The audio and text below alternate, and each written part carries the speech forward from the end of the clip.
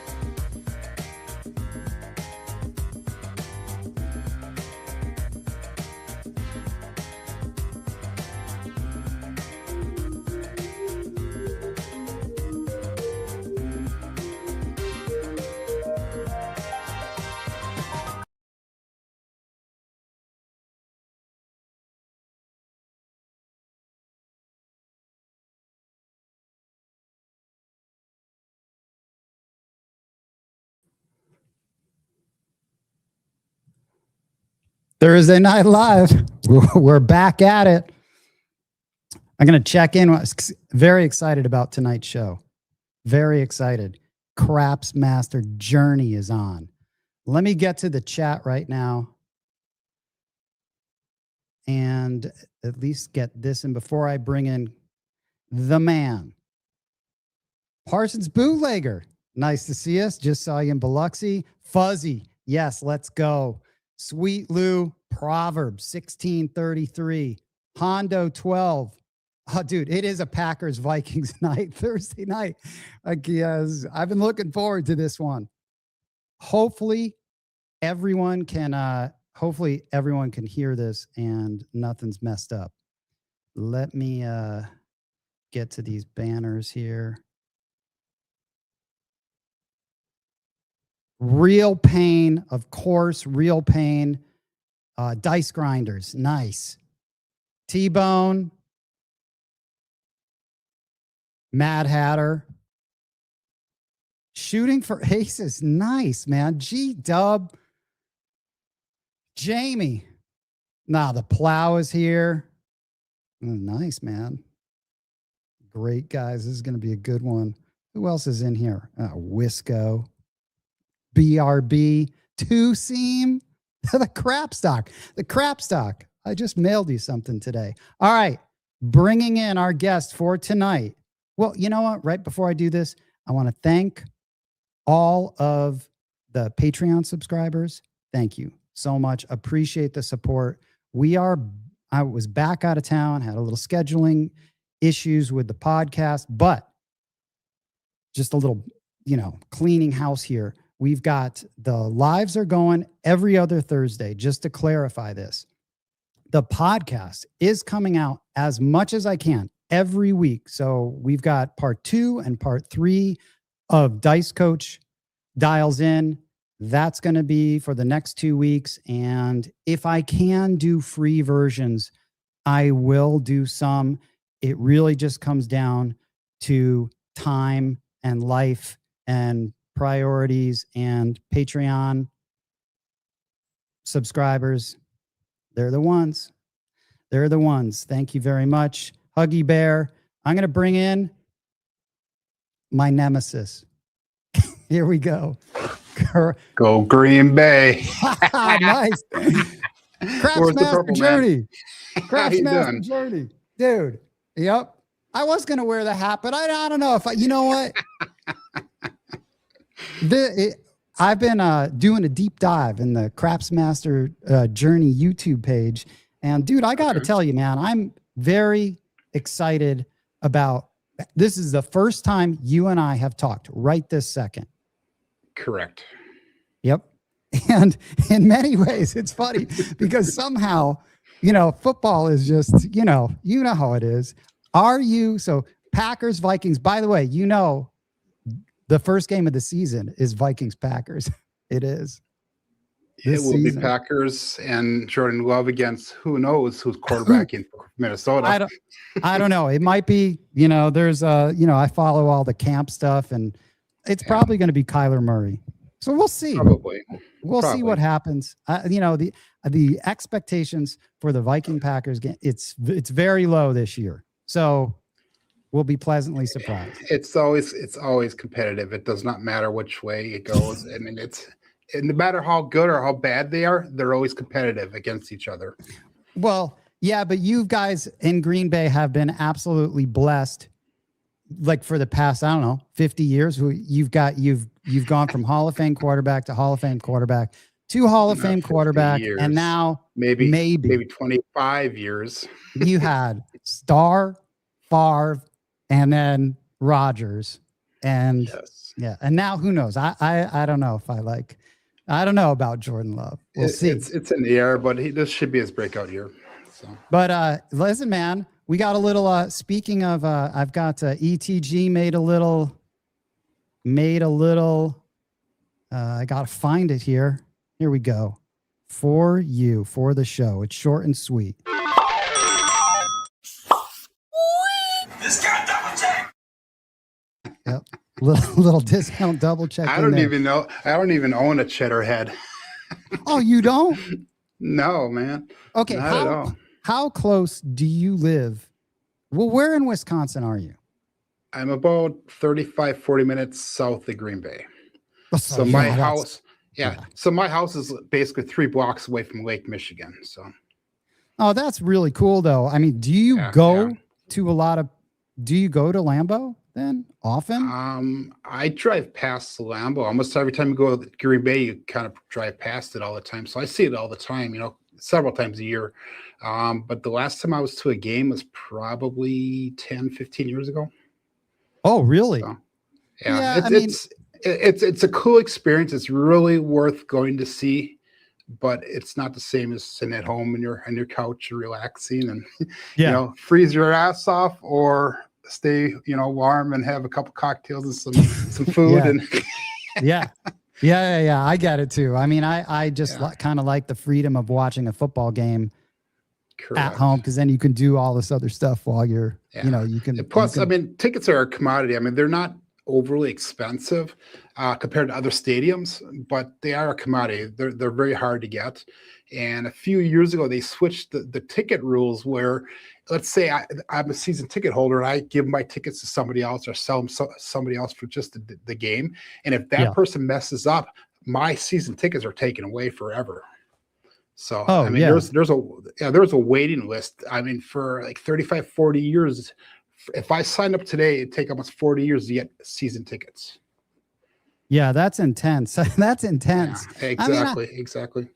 That's that's a special place. I've never been to Lambeau Field, but it would probably be cool to be if I was, you know, to have that as my stadium. Yeah, it's actually more fun to go see the stadium and the history, and they have the Hall of Fame inside the building there. They have really nice restaurants and that. But it's always more excited to see that than it is to go see a game there. It really is. Yeah, but dude, I got to tell you, and I'm sorry that we're talking football right now to everyone, but you don't understand. Vikings Packers, it's a thing. It is a not as much as Packers Bears, but it is. Yeah, but for Viking fans, I think for Viking fans, like you're the rival. You're the rival. It's always been Packers Bears. That's like the big one between you guys. But for us, it's really kind of Packers Vikings, that rivalry.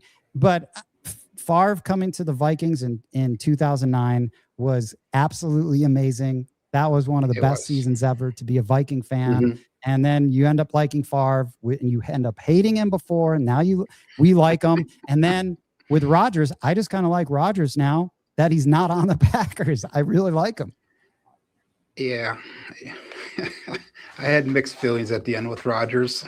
I guess that's what happens, though, you know, when it goes south. Yeah. But Craftsmaster Journey, listen, man, this is about you. This is about. No, dude, Ed will tell you. Ed's the only guy I call by Ed, by his own name. Everyone else, I'm like, you know, Jobless Degen, Mad Hatter, Moonshine, Holy Roller, right? It's I guess I know people, and I have people in my phone. It's just, it literally is Craps and all capitals and then dash and then it's handle. And it just goes on for pages. And there's times that I don't know people's real name, which is funny. I'm part of your list now, and that's how I did it. I did their name and then Craps at the end, so I know who the hell it is, you know. Yeah, I do it in the beginning, so that it's just tons.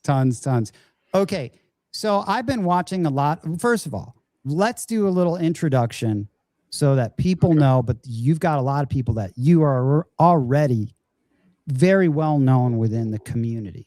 So thank you. I want to, how long have you been on YouTube? And I mean, by the way, for everyone watching, you sent me a very great outline, almost better than the one I was actually writing.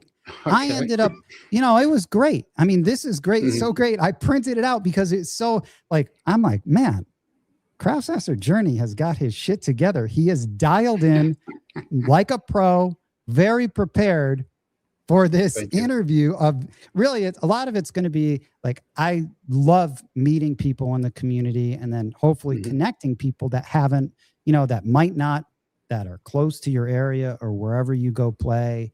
You know, I think it's just great. So right, so you came onto the scene. Let's just talk a little history Okay. so we can start there. Okay. And then we'll get to the present. But you started, correct me if I'm wrong, in the early 2020s or before that? Was it after COVID? No, I started mid-COVID. How I really started is I went to Dubuque one time. That's where my wife was from. She lives there, or used to live there. And I used to play slots with her all the time, and I ran out of money and she was still playing. So I was just kind of twiddling my thumbs and watching, and there's a craps table here at one of the casinos in Dubuque, and there's like 3 or 4 people playing. I was just curious because I knew nothing about craps. So I was, and I still am the type of person that when I dig my hands into things, I just study the living shit out of it. And then usually I just drop it and I move to the next subject. Well, this kind of stuck.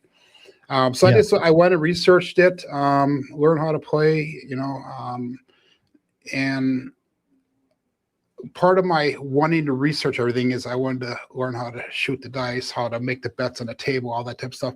So I thought, what the hell, I'll try building a table. It's COVID, you can't go anywhere. So, so I started researching, how to build a table, and there was only like 1 or 2 sites that actually had a paid plans. No one else had any information on it at the time. But Craps Master Journey, listen, was it after like immediate, when you say it stuck, did you go a couple times or did you just immediately fall in love with it? Because there's something about this game that I think we all can relate to somehow. To me, it's like a virus, man. It gets in your brain and it just stays there. It never leaves you. At the time, it was like everything else in my life.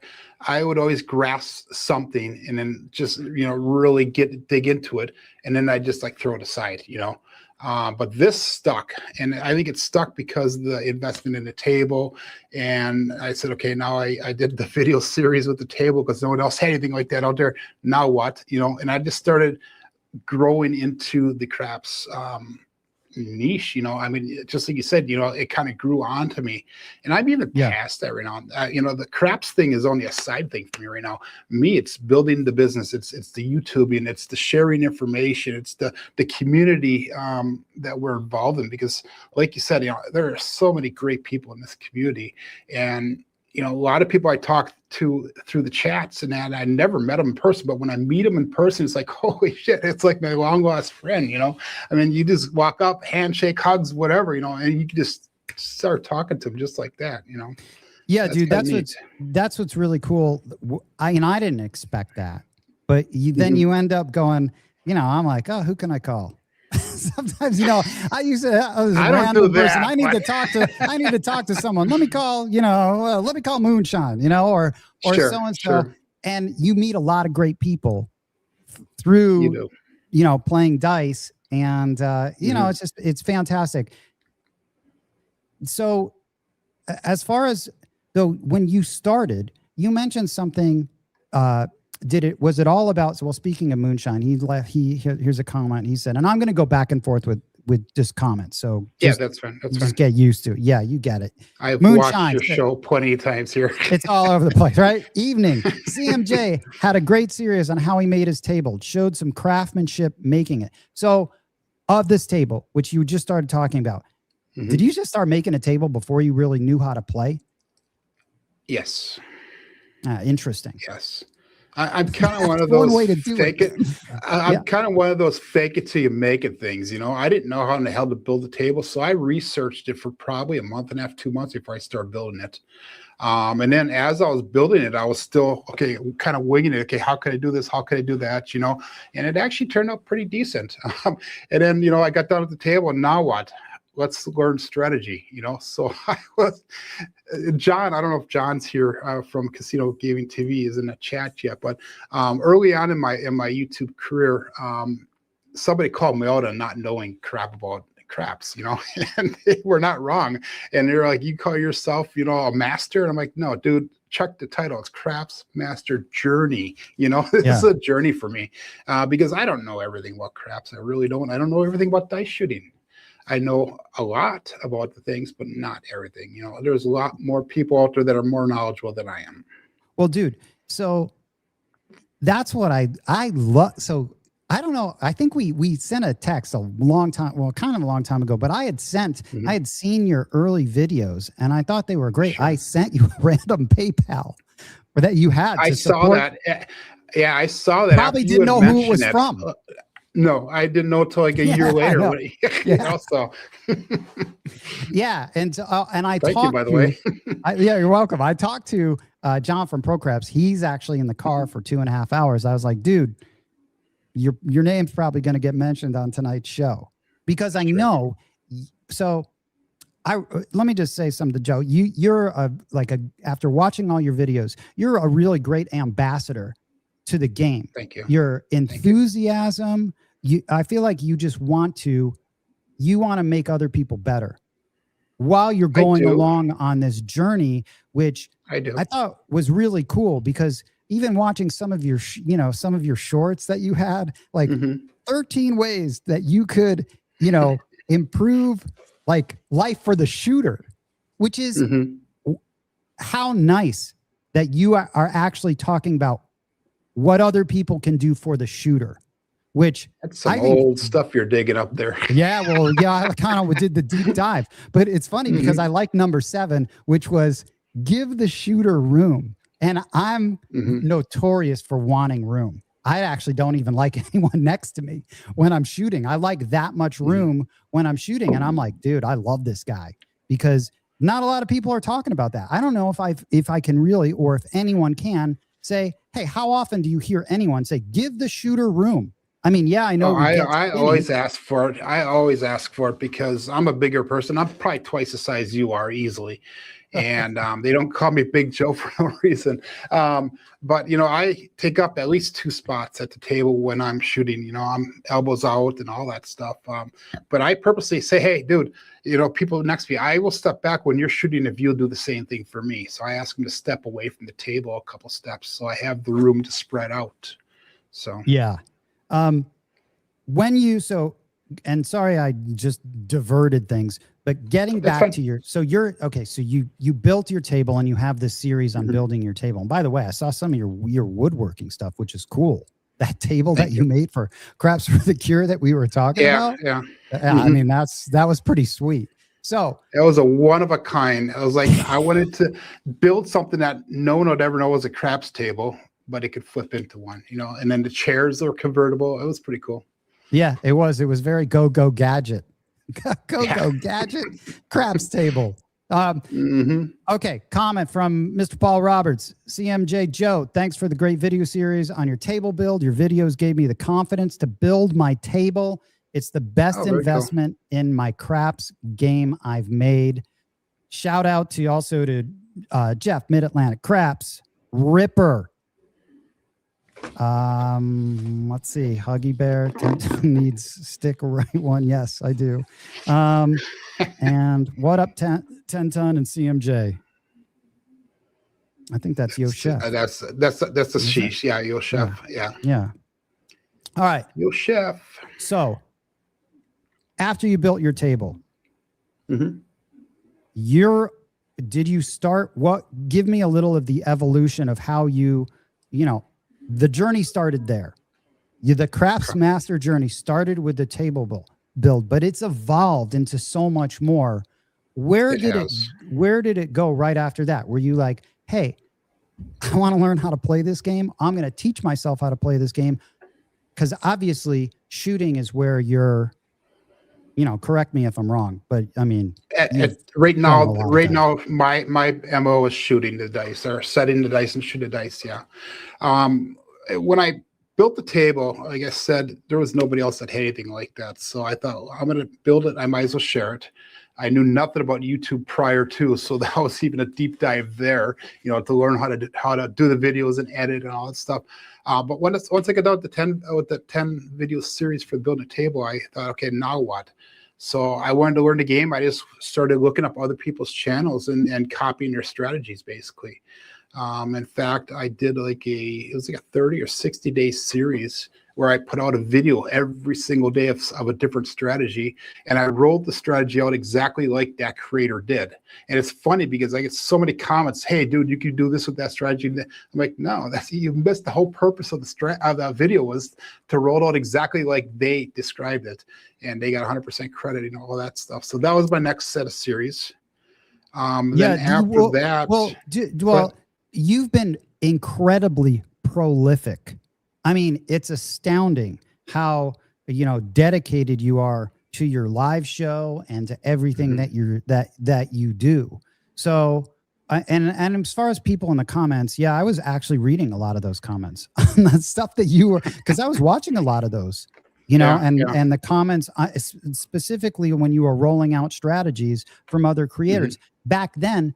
Who were the creators that you, let's say, possibly might have been? Okay, when I started, there was a group of about 4 of us that started about the same time. John from Casino Game TV was one of them. Jeff from Mid-Atlantic Craps and myself all started within a month from each other. And then shortly after, Brian from Holy Roller joined in also. So the 4 of us have been around pretty much for almost 6 years now. And at that time, that was at the end of the Jacob was starting to fizzle down from Wagery to this. He's coming back now again. And there was a couple, people from his group of people that were starting to fizzle out while we were starting to come in. 36 Full Press is another one of them. So it was basically John, Jeff from Mid-Atlantic Crabs, Brian from Holy Roller, myself that started about the same time. And we did not know each other at the time either. So.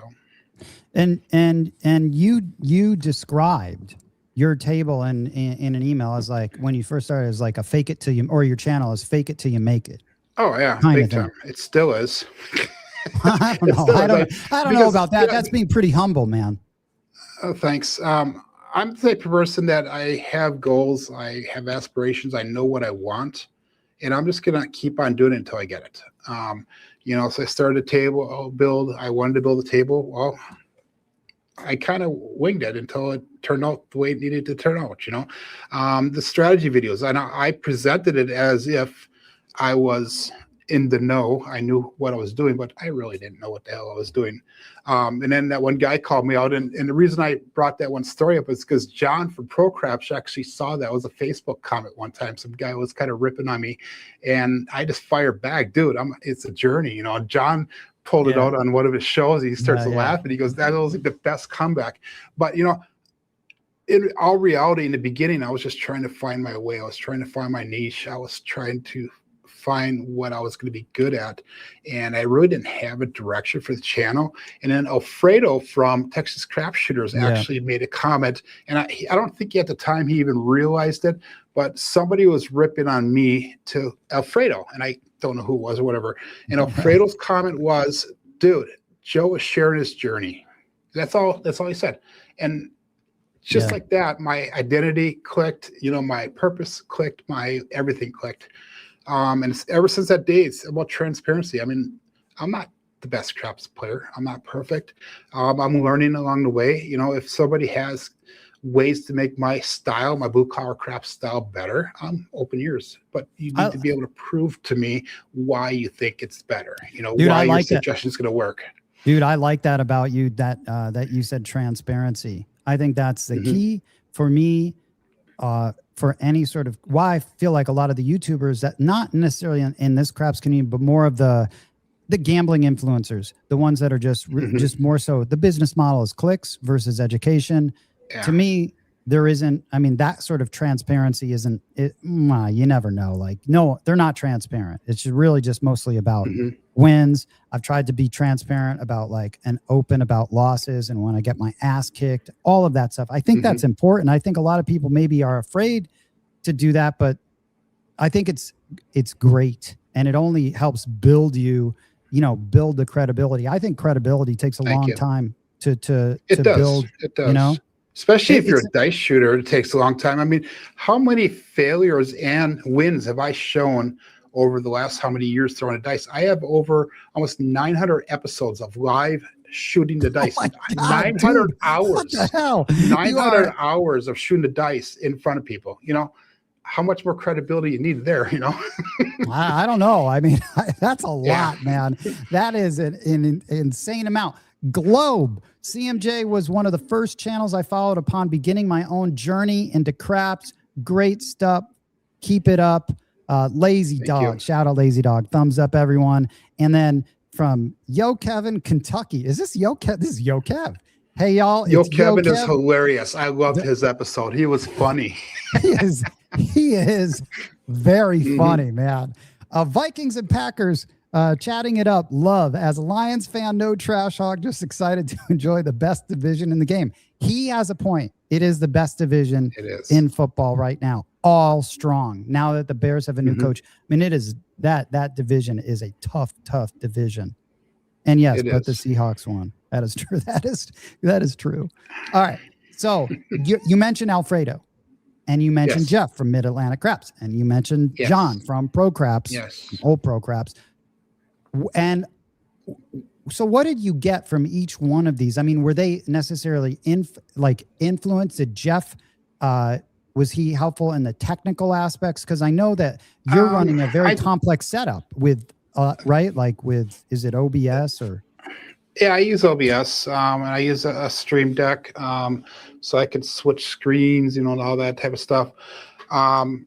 This is Jeff's contribution to my show. He actually donated this to me. It's pretty cool. Oh, nice, man. You can program that. Yeah, it was a really nice present he sent to me. Jeff's contribution to me was moral support. He helped me occasionally with the technical stuff, but most of it I figured out on my own. He did help me pick up my current computer that I'm using to do the live stream, though, so he knows a little bit more about that type of stuff than I do. Sweet. John's contribution, he doesn't realize it, or maybe he does, I don't know. He did a series on craps, you know, the ABCs, I mean, everything you can possibly imagine, and that's what helped me develop the blue collar craps style of play. You know, it's nothing new, you know, like every strategy everybody else knows. It's just how I assemble it. It's how I play. It's the discipline that's behind it, you know, that type of stuff. So John was a huge contributor to that.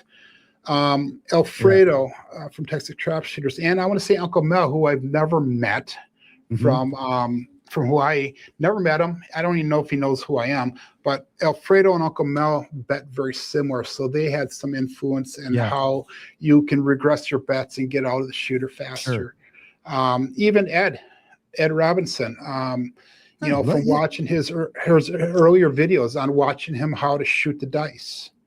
Man. You know, you got George from CY from Cyprus, one of the best, most technical dice shooters there are that's out there in the entire world.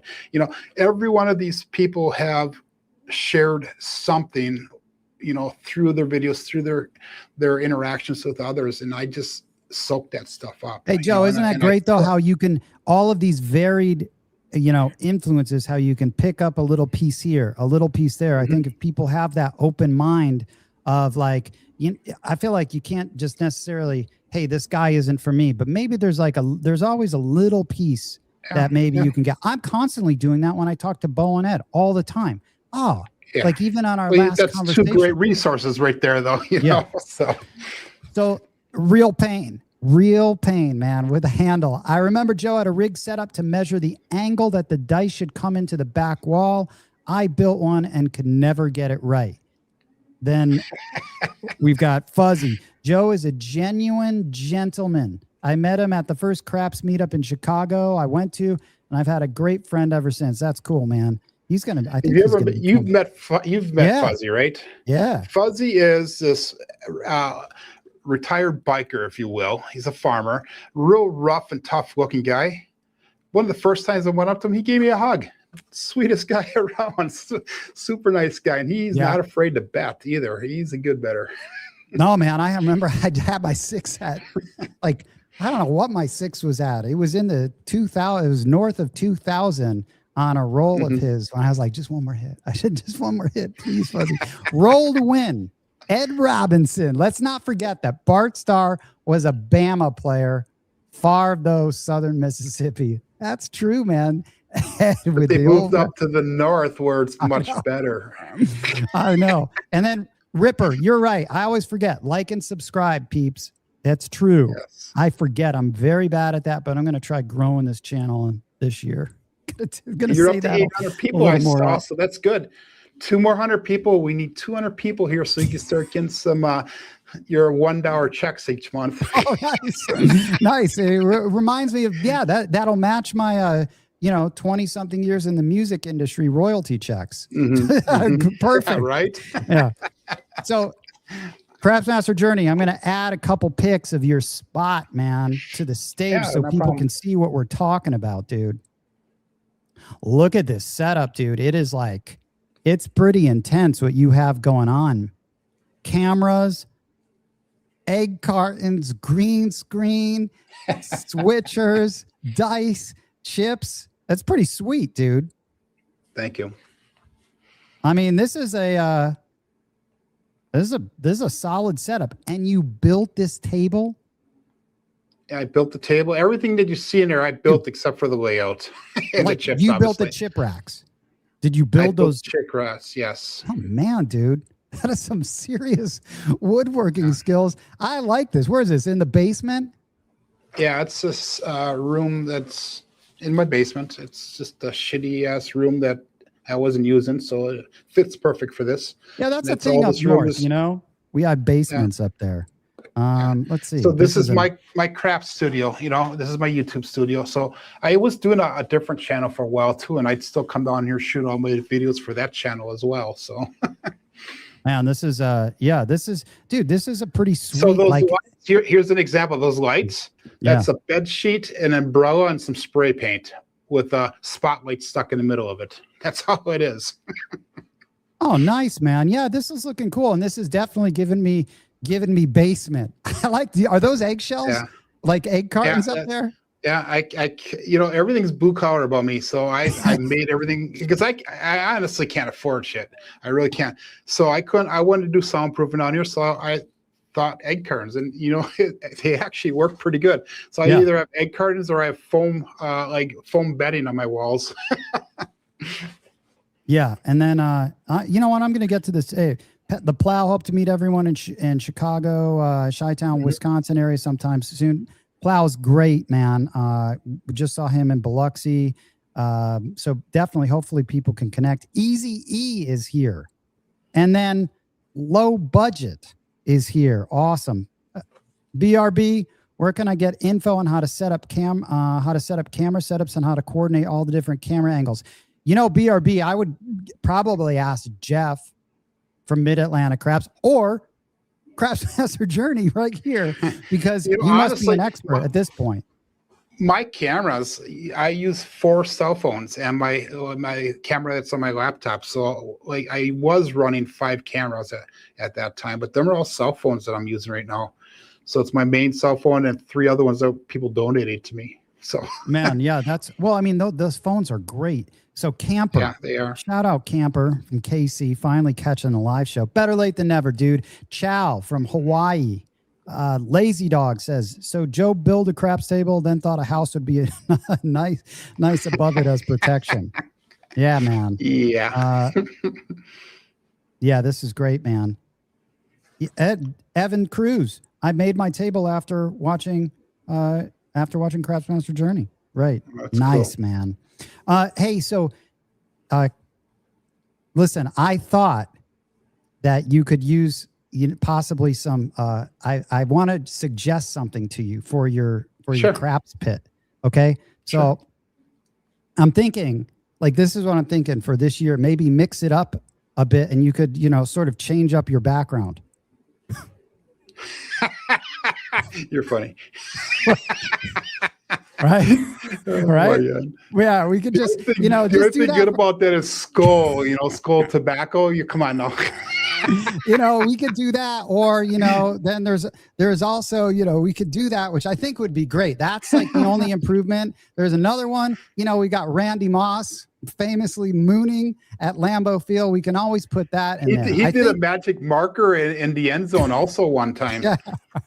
Yeah, dude. I think I do think though you should seriously consider something like this for the new, when you need a change. I'll sleep on it tonight and I'll use it in the bathroom tomorrow. How's that? Yeah. Oh my God. Yeah. ETG though. I put him on that little job. That's and he funny. did. Good job, man. All right. So that is awesome. So, okay. So after the people that influence you, so obviously Mel, Alfredo, where did you go like after that? Cause dude, your videos you've got tons and tons. I mean, you are as prolific as John from Pro Craps. You guys are like probably the two most prolific YouTube craps content creators there are. So is Big AZ as well. So Big AZ. That's true. He's got a ton of them. George from CY has got a ton of them. So I would say us too. 5. Yeah. But and they're all kind of in their own lane. But you're doing both. Not only are you live, but you've got a lot of I don't know how I could I used to do a lot of edited videos before I did the lives.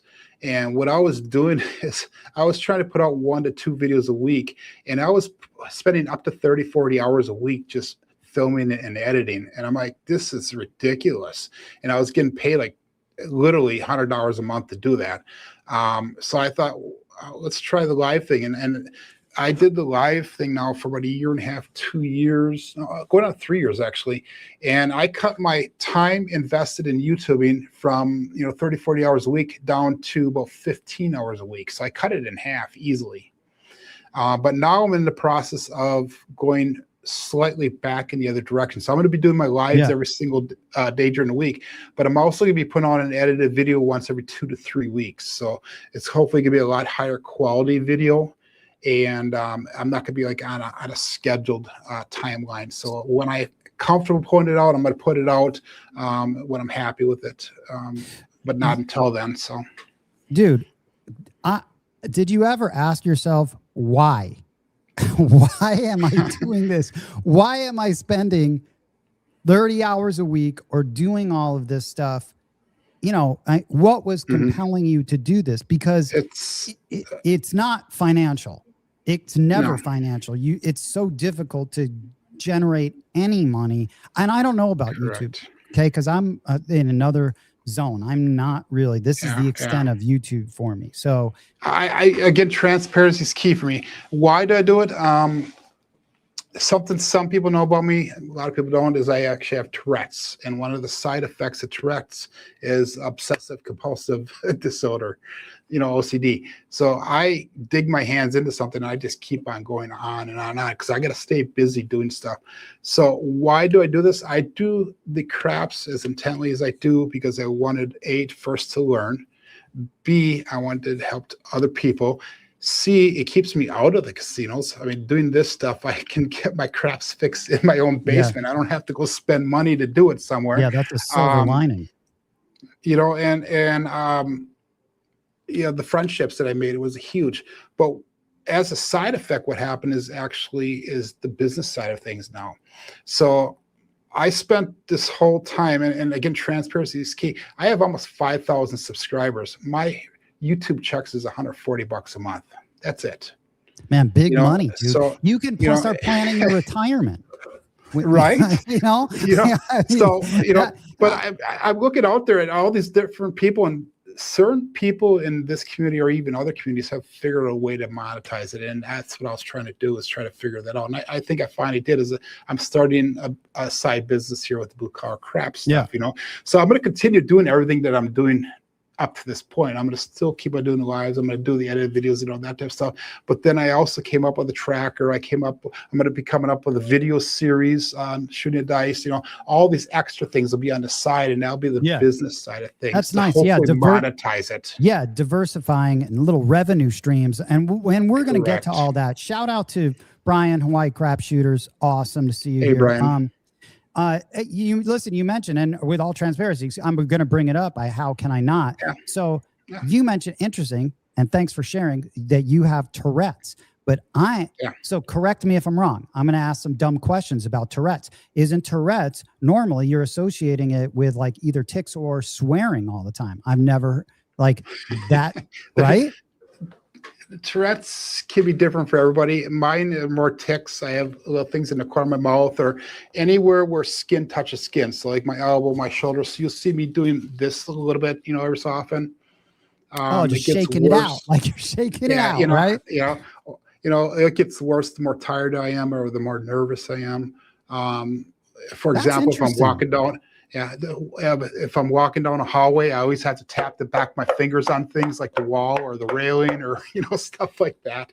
And most people that don't know I have it don't see it. But if you know I have it, you see it all the time. I would actually never know it. But now is a side effect of that the OCD? Because I almost like I'm very OCD, but not officially OCD, but I might as well be. Yeah. I mean, I'm very OCD, and it's not always the most enjoyable to be around. Ask my family. Well, I mean, it's obviously you've put it to good use, whatever these are. I mean, as far as how you've applied it into your channel and the consistency. I mean, maybe the consistency is an offshoot of that OCD and being able to complete things and keeping it going. I mean, that could be very interesting. Thanks for sharing that, man. I mean, that's cool. And by the way, Craftsmaster Journey, I love the beard facial hair action. I just started growing it again. I mean, I was I had this years ago. I remember, I used to work in the concert industry also. I used to do private security for bands when they'd come into the Green Bay area and that. And I remember seeing a roadie one time that was bald and he had his beard and it wrapped around his ears. And I've always wanted to do that, but I can't grow thick enough up there. Man, that is like the reverse handlebar or something. I don't know what that is. Yeah, but that's cool. It looks really good, man, because that was a new. I'm like, wait a second, you mix it up. Decided after these years, I'm like, okay, I'm going for it. That's cool, man. It's a good look. Thank you. All right, so your first video series, then you've pretty much really focused on shooting. Obviously, you love shooting. I do, yes. I mean, to the point that is it every day that you're doing a live? Well, here's where the transparency comes in also. Everybody asks how often I practice. Every single practice I've done has been on camera. I do not practice off the camera. So what you see in my videos is what I do. And if you can actually say that I do more is the actual preparation for, so studying the dice. I have a job that I can actually do some stuff on the side and here I'm at work, studying the dice. Okay, if it rolls this way, what does that mean? All that stuff. So I did all that stuff off camera and I have hundreds and thousands of hours doing that type of stuff, but actual practicing, shooting the dice and everything has been on camera 100%. Man, your journey is documented, dude. It is. Has that? How often? Okay, so my next question obviously would be: you practice so much and you get so much practice in. Has that? How often are you going to play craps in a real casino? And I mean, obviously that must have translated. I used to go a couple times a month. And your home casino is what? Is Green Bay, but I don't go there anymore because I do not like the table that they have right now, and they only have one table there. So I have not gone there. The next closest is Milwaukee, which is about an hour and 20-minute drive, and that one is a $25 table, which is too rich for me. So I'm a low ball player at the current moment because of the bankroll and everything. Plus you have the extra drive. So. In Milwaukee, they just have a $25 table. I mean, they don't have any lower limits. It depends. It depends on when you're playing. If you're playing during the day when I cannot get there, they have a $15 table. But then at night and on weekends, and Wisco goes there quite a bit. Wisco 330. Have you guys ever met up? Here. Oh, several times. I've met Ben in Milwaukee once, and then I've also met him in Chicago a couple times. Sweet. But then at night and on weekends, they'll turn it into a $25 table. And if it gets busy, they jump it up to $50. And that's rough. One table. I think they have Milwaukee has like 3 or 4 tables, but Green Bay only has one table. that's tough. You are at the mercy, and that's why I'm so absolutely blessed to be. Well, that's why I moved here, and just coming back from Biloxi, dude. It was like that's an issue when you're used to playing certain tables and getting your way. Like I'm spoiled with how I would love play. that. I would. Yeah. Yeah. And but, you know, to get back to your question, yeah. you know, about, you know, the shooting and that, when I was going to the casino a lot, I thought I was a good shooter, but I really, really was not.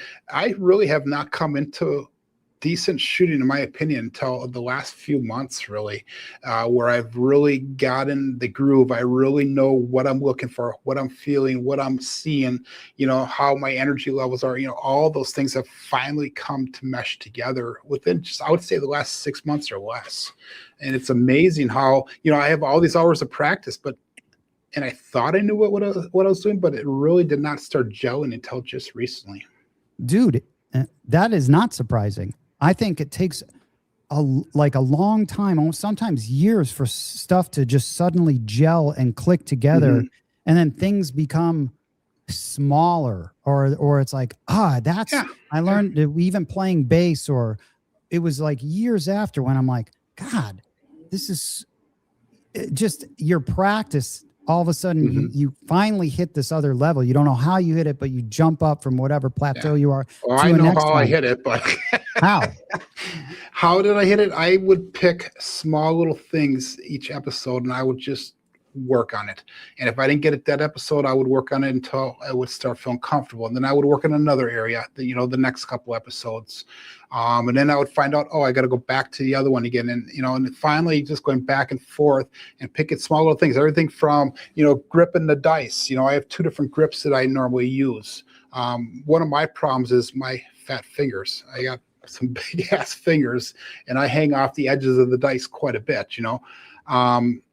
Dude, I got to send you some dice, dude. I got to send you some Casino Tears dice. I wish I had purple and yellow to send you. I would love to have some. I'm going to send you some, dice. Dude. Oh, you got some, dude. Dude, you got some. I'll send you some more, man. This is actually another gift from Jeff from Mid-Atlantic Crafts. Oh, dude, nice, man. Yes. Shout out Mid-Atlantic Crafts. I'll definitely accept some Casino Tears dice. Yeah, I'll send you, because they're the bigger ones, which But these are, that's all I use. I have some of the smaller ones here as well, but I don't use them because the majority of the places that I do play use the bigger dice. Yeah, I can't stand this. I don't even practice. With the small ones, even though I have several pairs here. So as far as shooting goes, like you mentioned, Ed, George from CY, were like, who were the guys that were sort of influenced you, or that you got the most from shooting? I'm assuming those two, just if I had to make a blind assumption. Honestly, with Ed, and I know Ed's here in the chat, I don't think Ed liked me at first. I really don't. Dude, let me stop you there.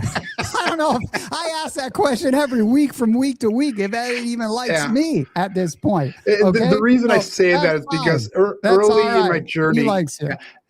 The reason he does now, I know that, but early in my journey, I didn't know shit, and I was trying to figure it out. I really was, and I was reinventing the wheel. So I was coming up with my own terminology. I was coming up with my own way of doing different things, just by watching people like Ed on a channel. You know, things like I used to do the back swing. You know, now I go from the deck straight forward, and that's an Ed addition. You know, that I used, and that's why I say Ed was influential in the throws and that.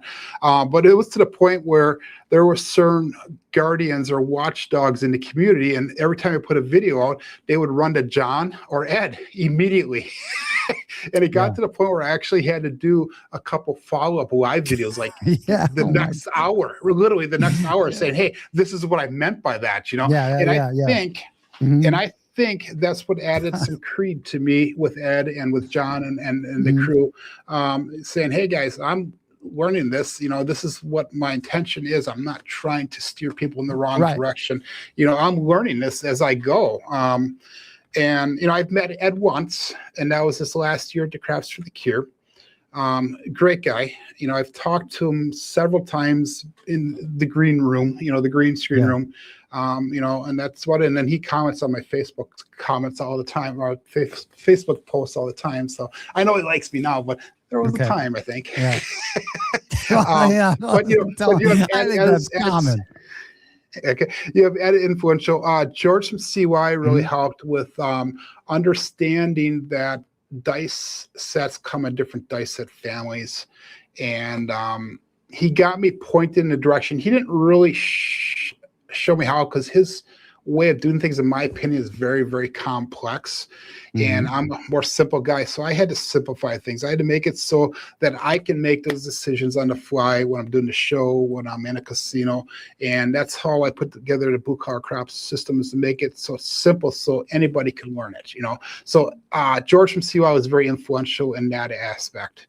Alfredo was very influential in the biggest thing that I learned from him is I actually met him the first time in Chicago, and I was stick left 2, he was stick left 1, and he was shooting a dice, and you could see the gears turning, and all of a sudden he just started turning, and he said, "Joe, did you see that quarter turn to the dice? If I turn it this way, I can get this number, this set, this, whatever." I'm like, holy shit, this guy's doing this in real life, So that was my first time ever seeing anybody in real life in a real casino do stuff like that. And all those things, just, again, a little bits here, a little bits there, just putting it together into my own thing. One of my, I'm good at seeing the big picture and analyzing things. My micro details, that's something that takes time, something that it takes me a very long time to put together, but I can see the big picture and take little bits here and little bits there and then put it all together. And that's exactly what I did. So I was not formally trained by anybody. I trained myself, just basically watching real life people, watching some of the YouTubers that actually know what they're doing, because not everybody knows what they're doing, and just practice. That's all it was. Just practice. And I was good at putting together programs, the table build. I did my black belt series.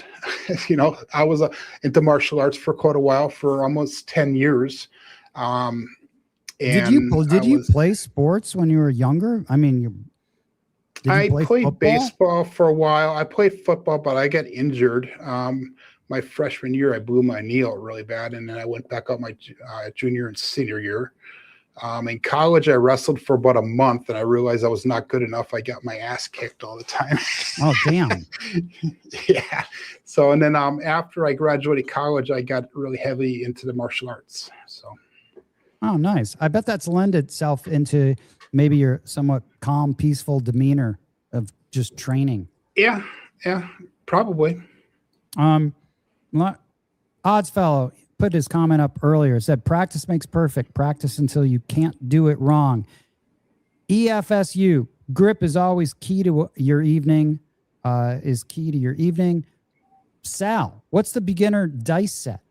And what's the beginner's dice set? And you've got a link. I need to put up a link. Hey, ETG, we need to put a link in the chat, because you've got. I could show you really quick what it looks like. Show it, dude. And how do you combat a bouncy table? Just I want to get that comment up there. Just a real quick. This is the Blue Collar Craps thing that we have. That actually, if you guys do click in that link, it'll give you. It's nothing super complex. It's just real basic stuff. It tells you about the dice, things that you should be looking for. Then it goes through my basic dice sets that I use in my program. So I use 5-4, 5-4, 5-4, 2-3, 5-4, 5-3. 3-2, 3-6, 3-2, or 3-6, 3-2. There's 5 different basic dice sets that I use. So yeah. Sorry, I was trying to get that up there. Yeah, not a problem. So we're gonna put a link to that in the chat. And that's free. Just so you know, if you guys do click on the link to get this free thing, there's an area you can put money in. Put $0 if you don't want to put anything in. If you want to donate to the channel, that's awesome too. I'll accept it, but put 0 in. If you don't want to pay anything, put 0. That's perfectly fine. Yeah, you know what? Why don't they just put $1 in there? Put $10 in there. Why not, dude? It doesn't. It really doesn't matter to me, because it's billion hours of work. I know, but still, you know what? I mean, I tell you what, Craftmaster Journey. After the amount of time that I put into this, into just doing this, it is an ungodly amount of time. And that's why I had to just even cut down, because you have no personal life, zero, none. I don't. You work full time and then you're doing all this. So yeah, anything helps. And it's not like anyone's.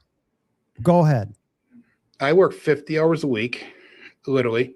And then I do 20 to 30 hours a week of YouTubing stuff. So I working all the time. I really got to sleep and have some semblance of a personal life, or I don't know what either one of those two things are.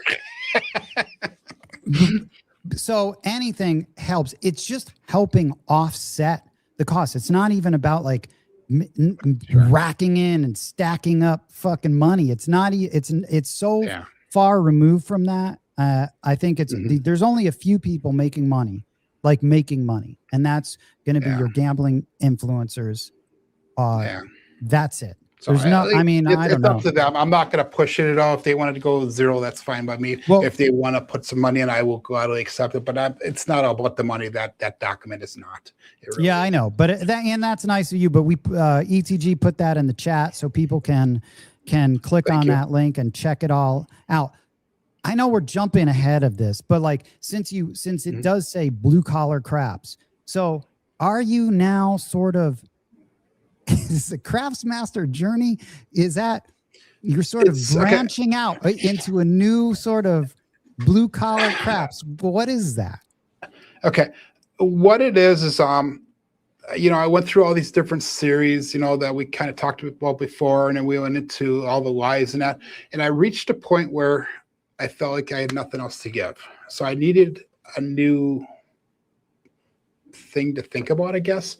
And it was kind of funny because John, again, had mentioned something about something, and I jumped on it immediately. I'm like, oh, I like blue collar craps. I'm going to use that. And I used it the next day, and he's like, damn it, I was going to use it,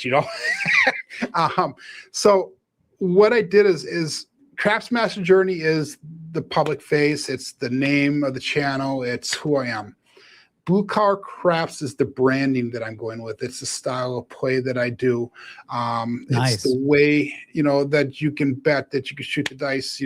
I'm all about getting in with whatever we can, making profit and getting out of that shooter as fast as possible, hopefully within 2 to 3 rolls of the dice, and then play with profit. And it doesn't matter if you're playing a low bankroll like I am. I'll walk into a casino with, a local casino, $300 to $500 is my buy-in. Okay, if I'm going to Vegas, I'll be doing a $500 to $1,000 buy-in. That's my buy-in. It's pretty low key. I'm like totally opposite of what you probably are.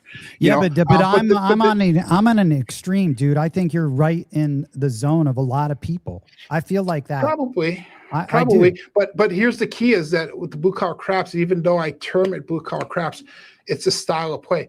You could be a low bankroll player, or you could be a high bankroll player, and you could do the same exact thing as what I do. It's just that your initial layout is different, and then your regression point to what you regress to is going to be different. But it's the same concept. Everything relays. Does not matter how much money you have out there.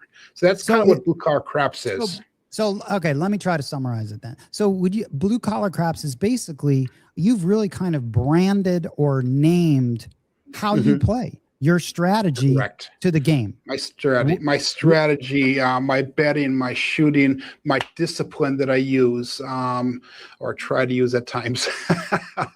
It's your mindset, it's everything encompassed really into one big ball, really. That's all it is. It's a full, it's a full circle of, it's everything. It's an all around sort of strategy, mindset, every approach to the game. And it's going to involve, obviously it has to involve certain systems as far as betting goes, but it's an overall, like how you're branding your strategy, how you play, or it's what I've done. This is how I play. I view the game this way. I think it's important. I think some people might really like it. And there's probably going to be a lot of people that really like what you're putting out there. So that's awesome that you're doing it, because I was checking it out this morning and I was watching you, and maybe you can, I don't know if you can show it on your screen, but I have a lot of questions. Your blue collar craps, what you're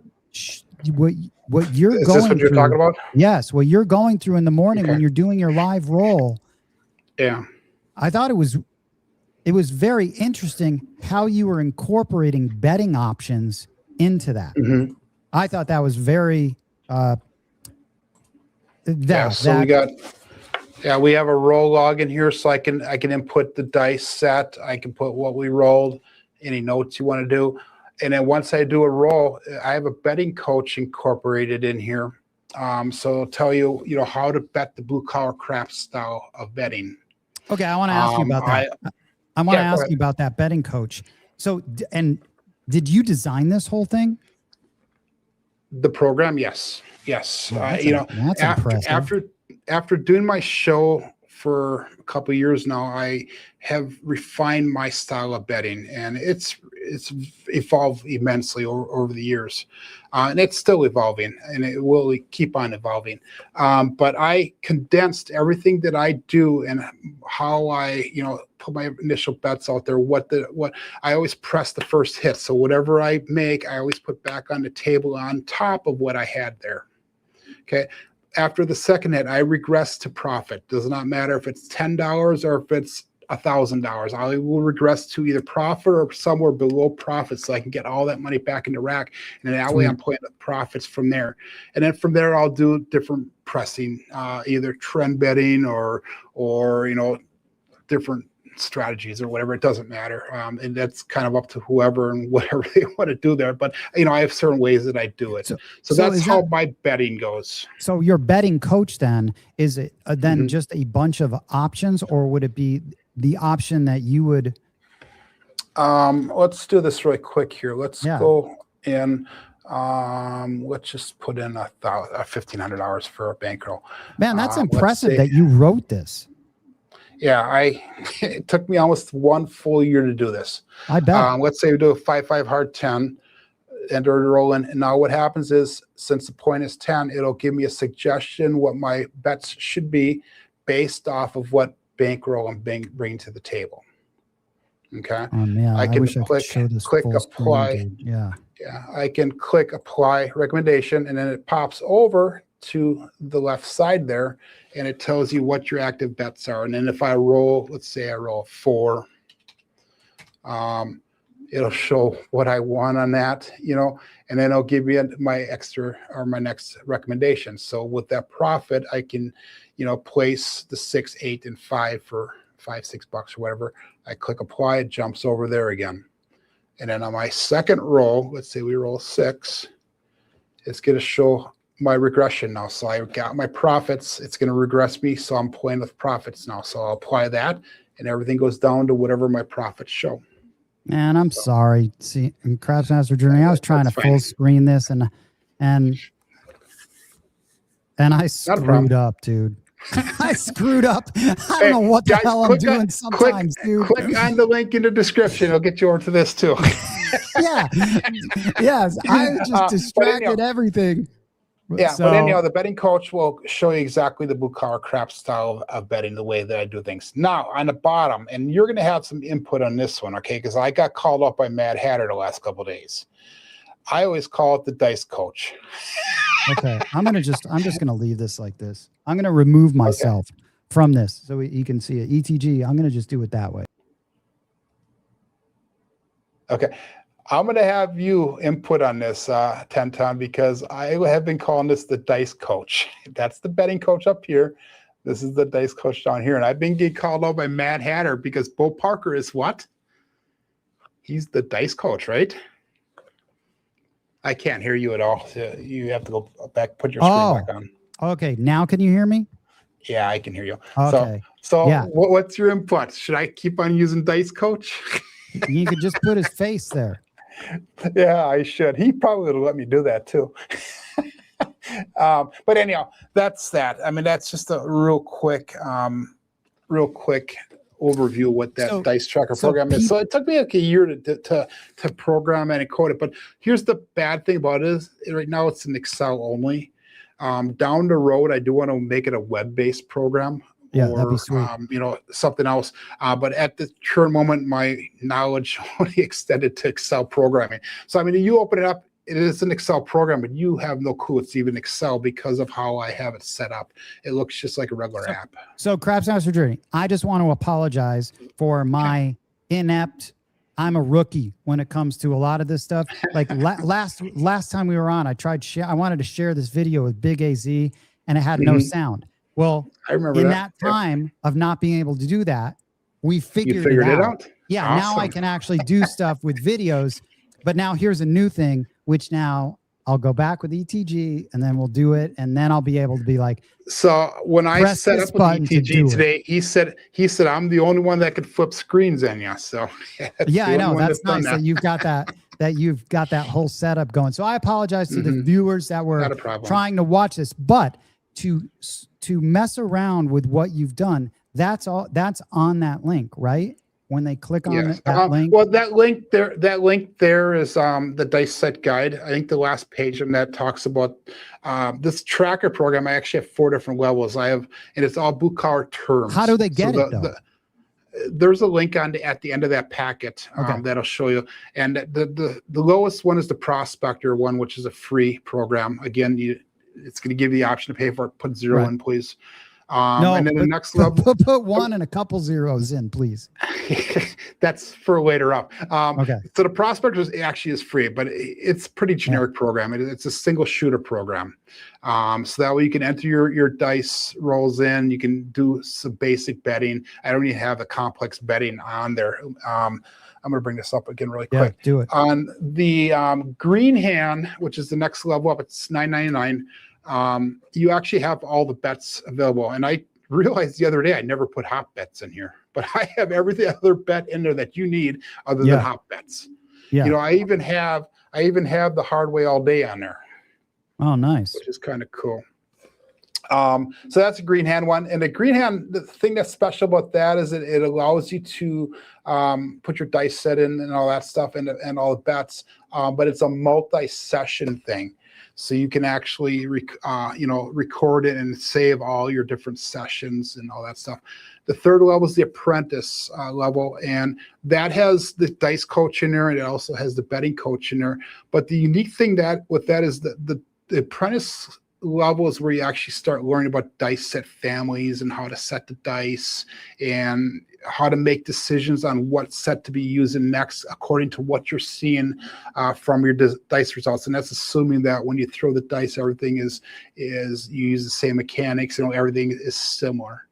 And then the last program here is the one I was showing you is the Journeyman. That includes everything. And that's more of your advanced rhythm rolling type techniques that are incorporated into that. Craps Master Journey, you have been busy. You have been busy this past year. That's impressive, man. Off camera, Off camera, I've been really busy. Let's let me get to dice grinders. Joe was disciplined in sticking to his strategy, not making moolah on the long rolls when I met him. Hopefully, your journey opened your eyes so you capitalize on the long rolls.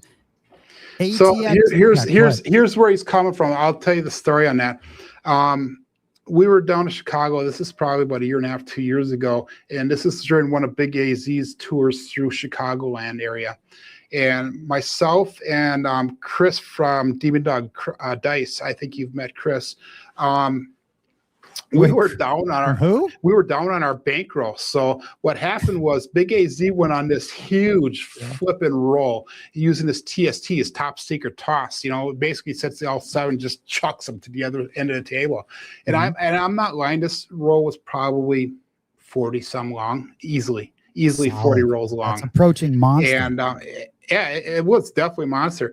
And I got about 25, 30 rolls in, and I took my money down. And Arnell was like, "What the hell are you doing?" And I said, "Dude, I was down. I got my money back. I have a couple extra bucks, above where I started. I'm happy. I'm fine with that, And Chris, Demon Dog Chris, was hilarious because he's making fun of me, but he did the same exact thing, but nobody saw it. I don't know Demon Dog Chris. Oh, I thought you met him.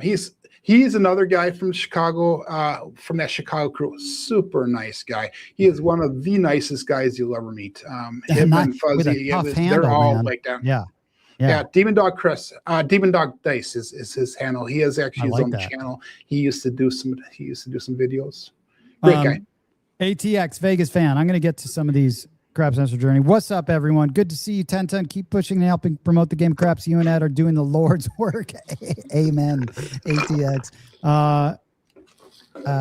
Camper sounds like his system. I think that whole thing is his. It's more than a system. It's a strategy and overall approach. That's what I would say Blue Collar Craps is. Blue Collar Scrabble, every dollar counts. That's from EFSU. Lazy Dog. Plus Joe, Blue Collar is a journey of a single bankroll. Yeah, basic. I buy in on and over days make a win or loss as a player. He suggests copyright that now. Jobless DGen. Hi, Jobless. Your name came up in a convo the other day. 10-Ton wasn't impressed when he heard the Hardways All Day bet was in there. Dude, I don't know if you know the story, but I came up with I actually know more of a story than you actually know about that. So because there's somebody else, that's claiming that, but I'm not going to get into that right now. But there's somebody else that's claiming that they came up with it also besides you. Oh. Other than the person that actually rolled it out. Yeah, well, the person that rolled it out, though, and there might have been other people with the same idea. I'm sure people invented. There were multiple like cavemen that were like carving a wheel. There was one person. There was one person that talked to me about it. Again, I'm not going to use names at all, but they had the payouts. They had everything all set, and they were in the process, I believe, of trying to get it out onto the tables and that. Yeah. You know what? I think you might know the same people because I remember I commented on that on something in a comment. I was like, too late. That's what I said in the comment. I'm like, too late. That's already well down the road as far as payouts. But that guy definitely right here at this table was shown, and he definitely took it. So I'm a little salty when I see that bet, but it's okay. I've kind of gotten over it. You know, I've personally never ever seen it. I actually had to research to figure out what the payouts are and how to even put it into the program, you know. I got the payouts emailed to me right from him when when we were doing it. So he's a fucking dickhead. Okay. He is a dickhead, Mr. Repeater. Okay. Back. Let's see. Backroom Royal Club. I don't know. Give me a 30-40 roller and I'm making 20 racks. You must be betting big if you're making 20 racks, man. I'd like to see that. That'd be good. It all depends on the quality of the 30-40 roller, though, because if I'm throwing out craps numbers, you better be betting craps numbers. I know. But that's good. Justice Gen. Yeah, I told them to file a patent. As soon as APAP, it was too late. No, Justice Jen, I should have emailed that guy, by the way, on what we talked about. That was my big mistake. That was my big mistake. I should have emailed John and said, to get a record. We talked about this. You came up to my place so I could show you this hardway bet. And that was my mistake. So let's see.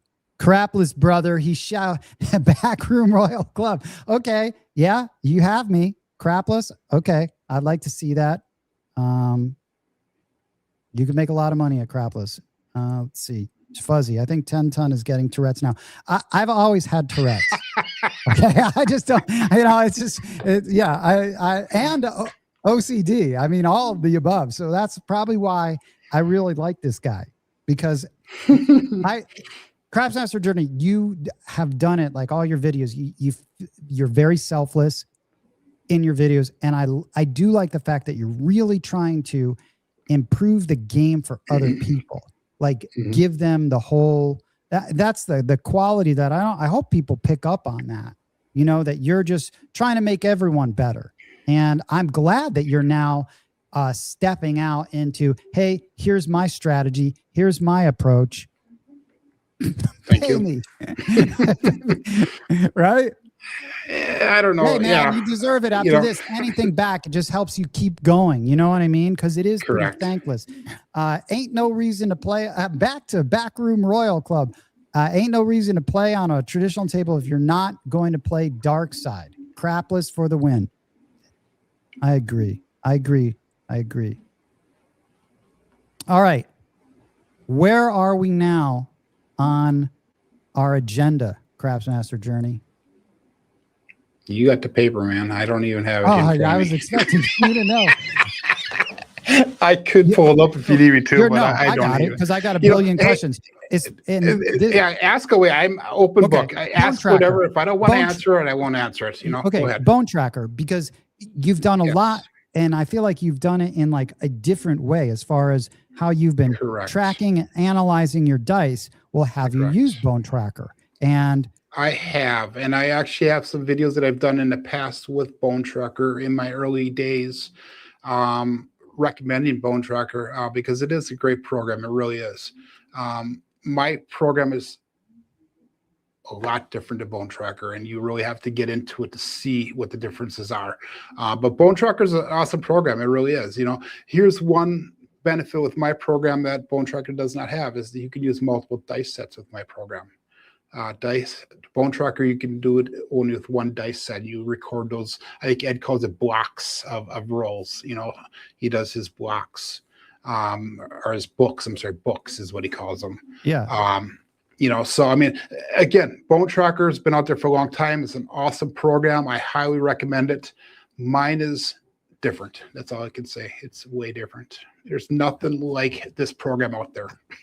Can you elaborate on that? On like what would be the things that make it different? Is it just how you are seeing and conceptualizing the sets? I could talk about my tracker. I'm not going to really talk about anybody else's. My tracker that I came up with is it's teaching the common person almost step by step what I do and how I do it, from the blue collar crafts perspective. How do I do my bets? How do I decide what my next dice set is? That's something I really want to get into here, stuff that I've heard on your past shows. About how, for example, dice setting, on how you need a certain number and which dice sets that you need to throw to get it. I completely 100% disagree with that strategy or process. All right. Dude, let's hear it, man.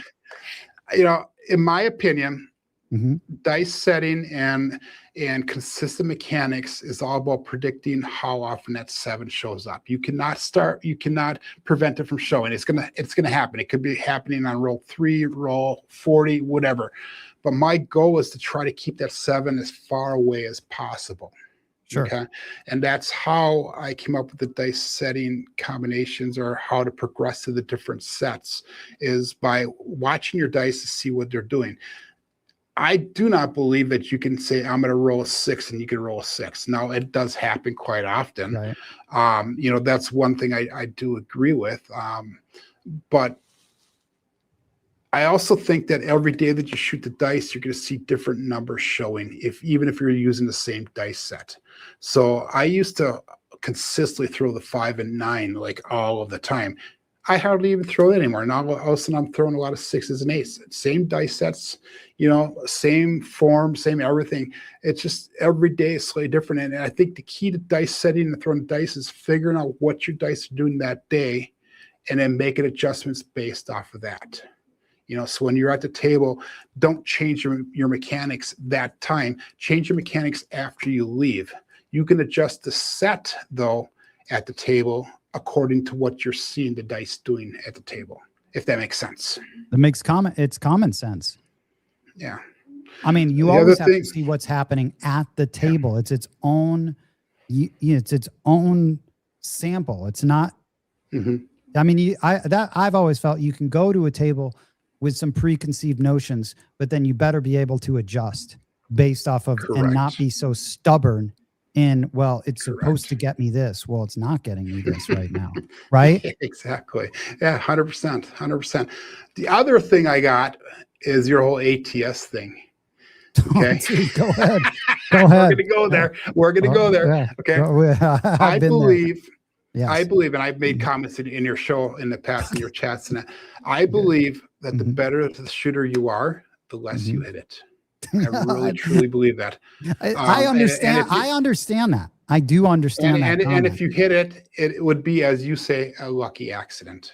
That's just my honest opinion. You know, in my shows, I very seldom hit the ATS, the full ATS. I very seldom do it. But I will hit a side here and there. You know, that's more common for me. You know, so like if I was to do an ATS bet, I probably would not do the all. I would just do a tall and a small bet, and that would, you know, save me a little bit of money for the all. You know, it just, you know, one of the ways that I kind of look at it from a dice shooting perspective. But, you know, everybody, like I said, has their own, or like you said, has their own way of doing things. I think that's a really interesting. Well, I would agree with you. I feel like sometimes like the really, really good shooters maybe won't necessarily hit the ATS as much. I like to rely on some happy accidents sometimes to hit some of those, and then it puts it in play. And I mean, there's a comment. I'll get to a couple of these. This is first of all, what's up, Chow? Melanie Sanchez. Hey, y'all. All right. Is that Pearl's girl? That's Pearl's girl. That might be Pearl's girl. Nicely said, Chow. Every day is different. Interesting. I'm going to address this comment. Backroom Royale Club. I hear dice setting. My eyes roll immediately. There's a lot of people who their eyes roll back. If you're able to influence, you would be making racks every session. Longest roll I ever had was picking up the dice and tossing them like I didn't care. Fair enough. Fair enough. But also, then, you know, that's fair enough. But I mean, it's not like every dice setter. I think it's the reason why you're going in there. I've set the dice for certain numbers, hit them. Hopefully you get, I mean, it's also how you're betting, dude. I mean, that's a glaring thing. Regardless, I don't care if you're the best dice setter in the world or the most random of random people. It really comes on how, it really depends on how you're betting. And I mean, massive factor in there. You know, it comes to dice shooting, backroom Royal Club. You know, dude, I've had very short rolls quite often, but I've also had extremely long rolls. If you watch my show, that's, again, transparency here. I don't hide behind anything. You know, what you see is what you get. Yeah. You know, and for example, the last 3 days, I think I've been averaging 14, 15, 16 rolls every shooter, you know.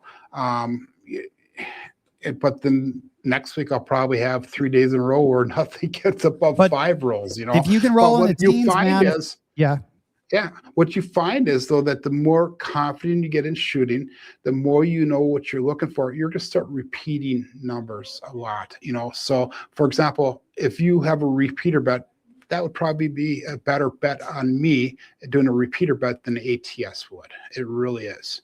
You know, and there's a lot of people in the chat here that do watch my show that will vouch for that, you know.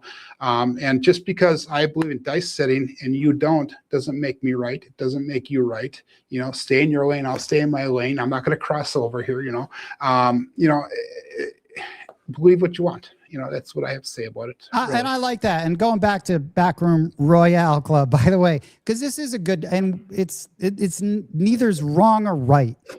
And the only time I hit the ATS was when I ain't on it. Yeah, dude, sometimes, I mean. That's the truth. That is the truth. You know, but I mean, I've smacked that thing plenty. The last time I was at Aria, not the full ATS, but I hit sides. I play it a little different and I play it big. So there's a lot of ways the ATS is a complex beast, I think. But you've got a point. I see a lot of random rollers that don't hit it. At the same time, I can say, man, I don't bet on a lot of random people at this point in playing. And the only person that's hitting that thing the last 2 times at Aria was myself. So I'll go back to Backroom Royal Club, his last comment here.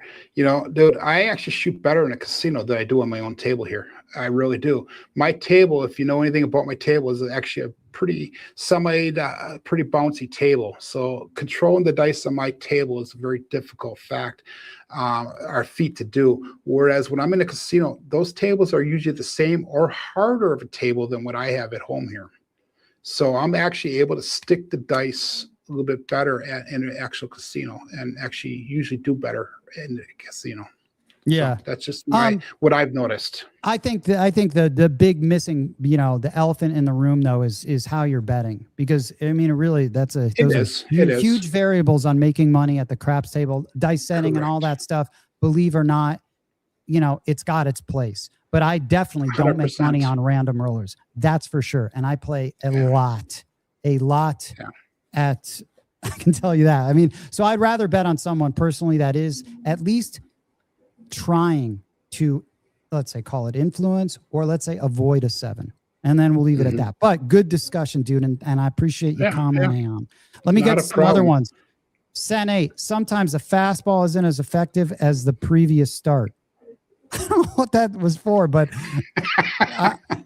always bet on yourself. Any bonus side bets if you practice. True that. EFSU, do several tune-up toss before betting big. Good shooters. Does that mean good groupings or long random results? I don't know. I mean, it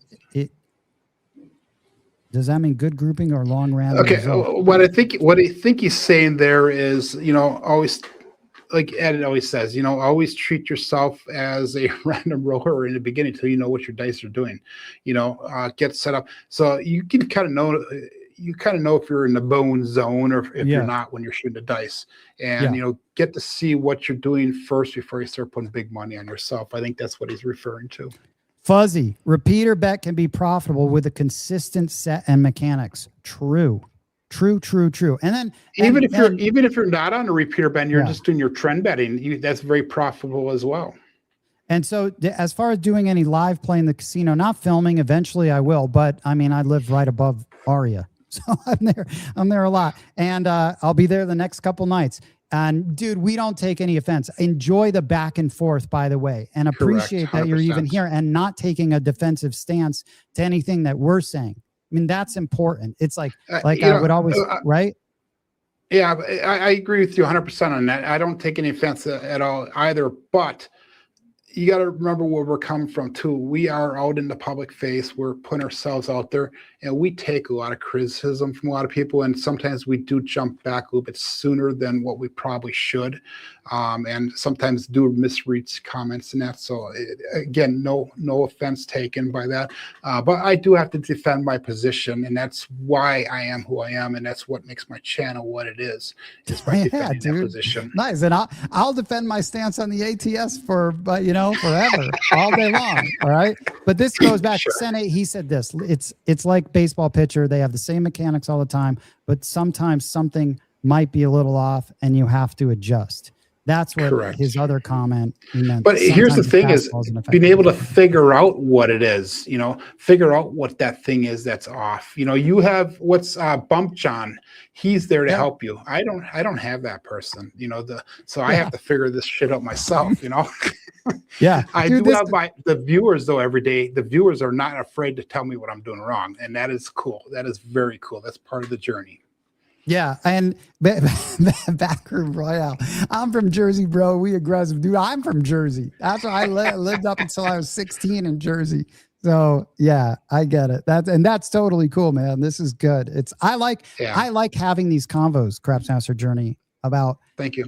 And I do think that like when you're at a casino, and I'm at casinos a lot because I'm here in Vegas, so I see a lot of play. I see a lot of random play, and in fact at Aria, which is where I've been playing a lot lately. And hey, I'll tell you this thing. I walked through Aria today. Really, really cool that there were 4 tables open at like 5 o'clock and 1 crapless, 3 regular, and there was hardly anyone at 3 tables. That's the nice thing about why I always say I love Aria, because it's the biggest craps pit in Vegas, 10 tables.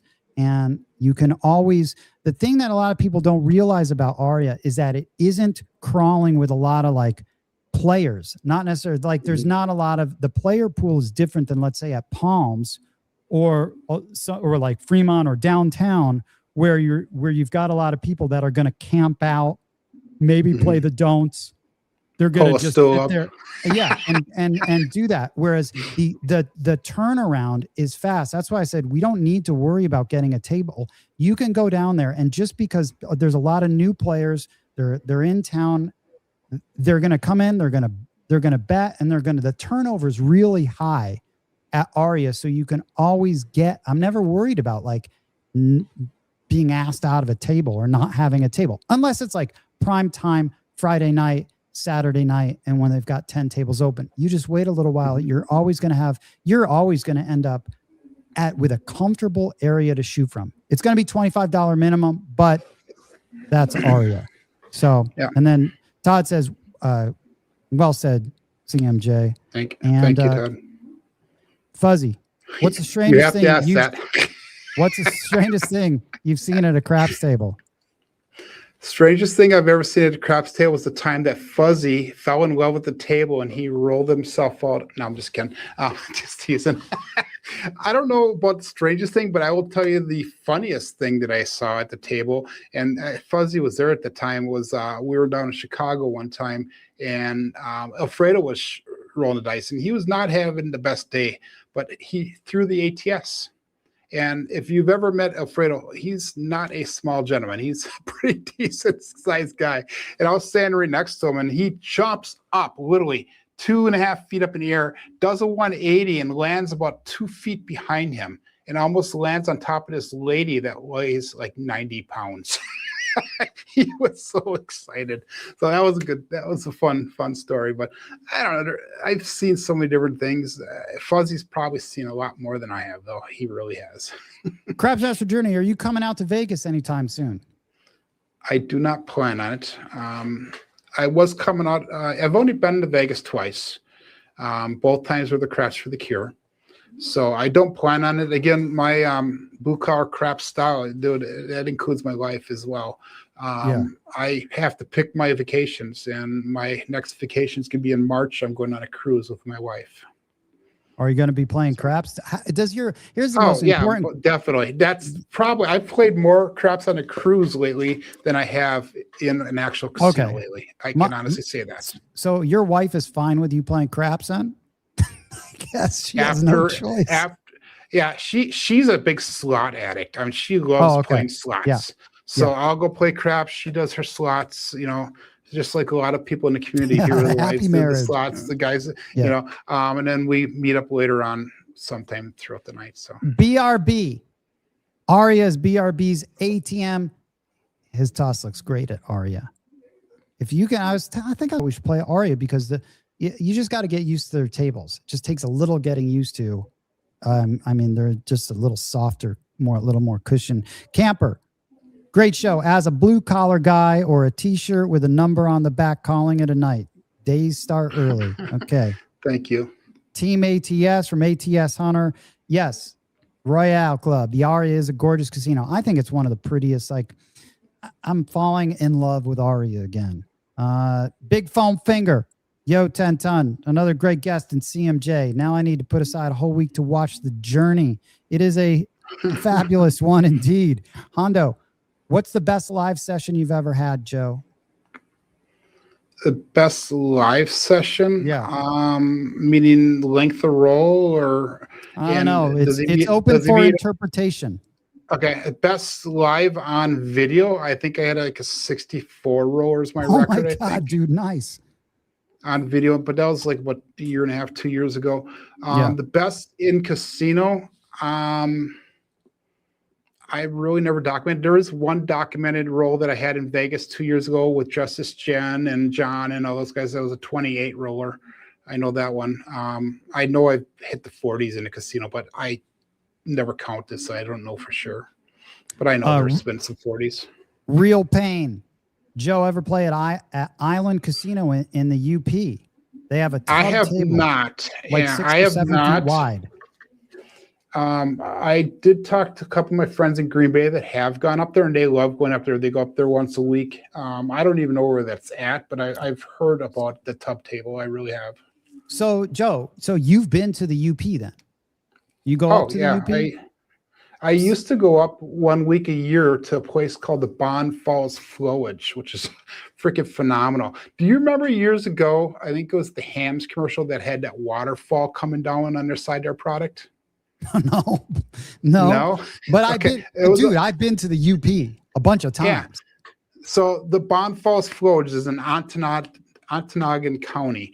And it's this big flowage that goes through there, and they have a huge ass waterfall at the bottom. It's just absolutely beautiful. But the land is owned by the electric company, and they let you camp on it for free. You could camp up to 1 week a year, I think it is, for free, or 2 weeks. I forget what it is, but we always go for a week every year. And it was in the beginning of the fishing season, so we do a bit of walleye fishing, a little bit of bottle bassing, and stuff like that. So, dude, yeah, Ham's the beer refreshing. Yeah.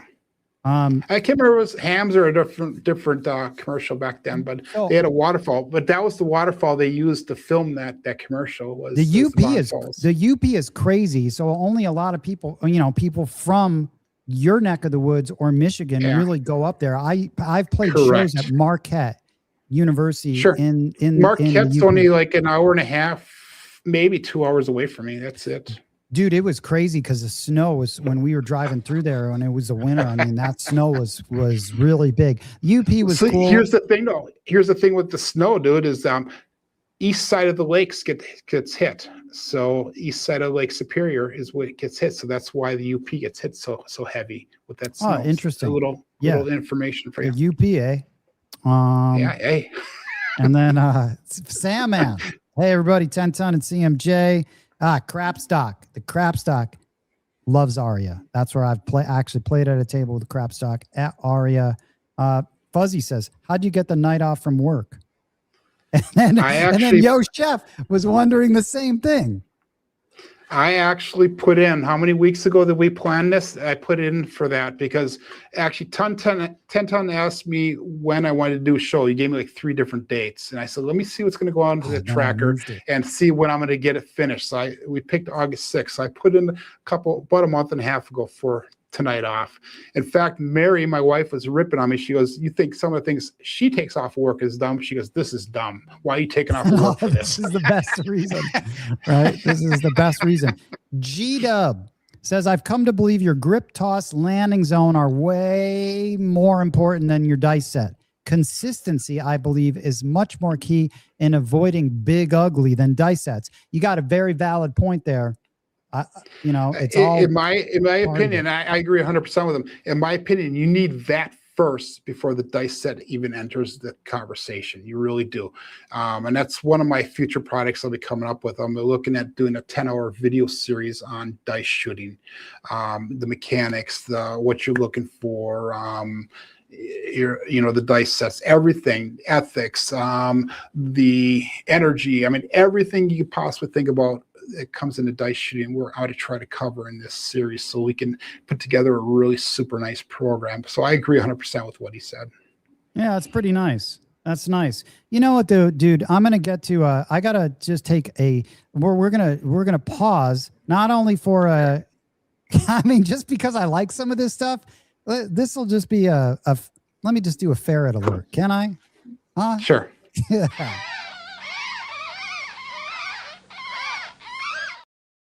Man, Craftsmaster Journey, I had some ferret encounters in Biloxi, Mississippi, man.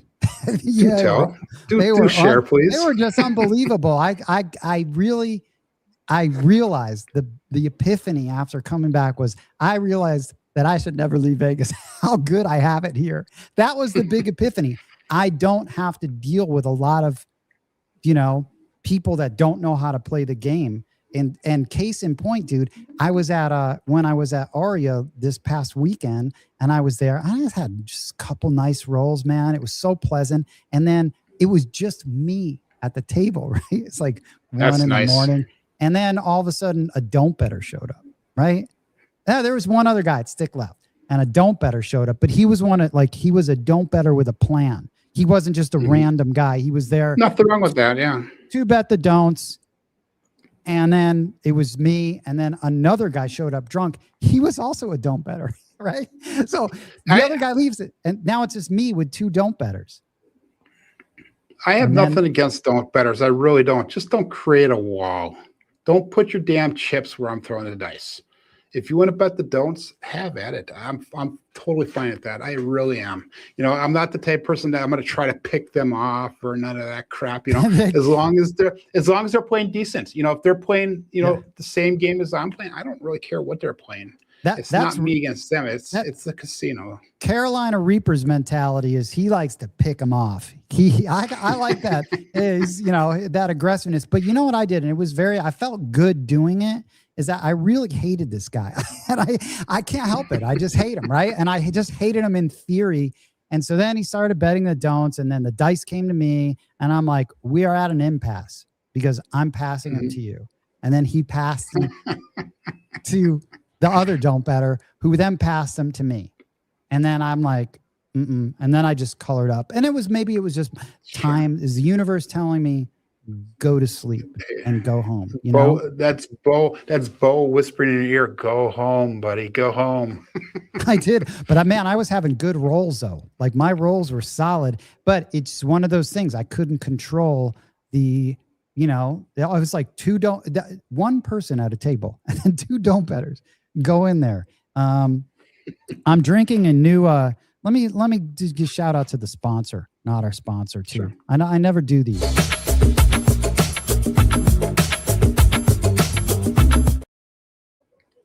I am drinking a new flavor of this drink called Trip Craps Master Journey.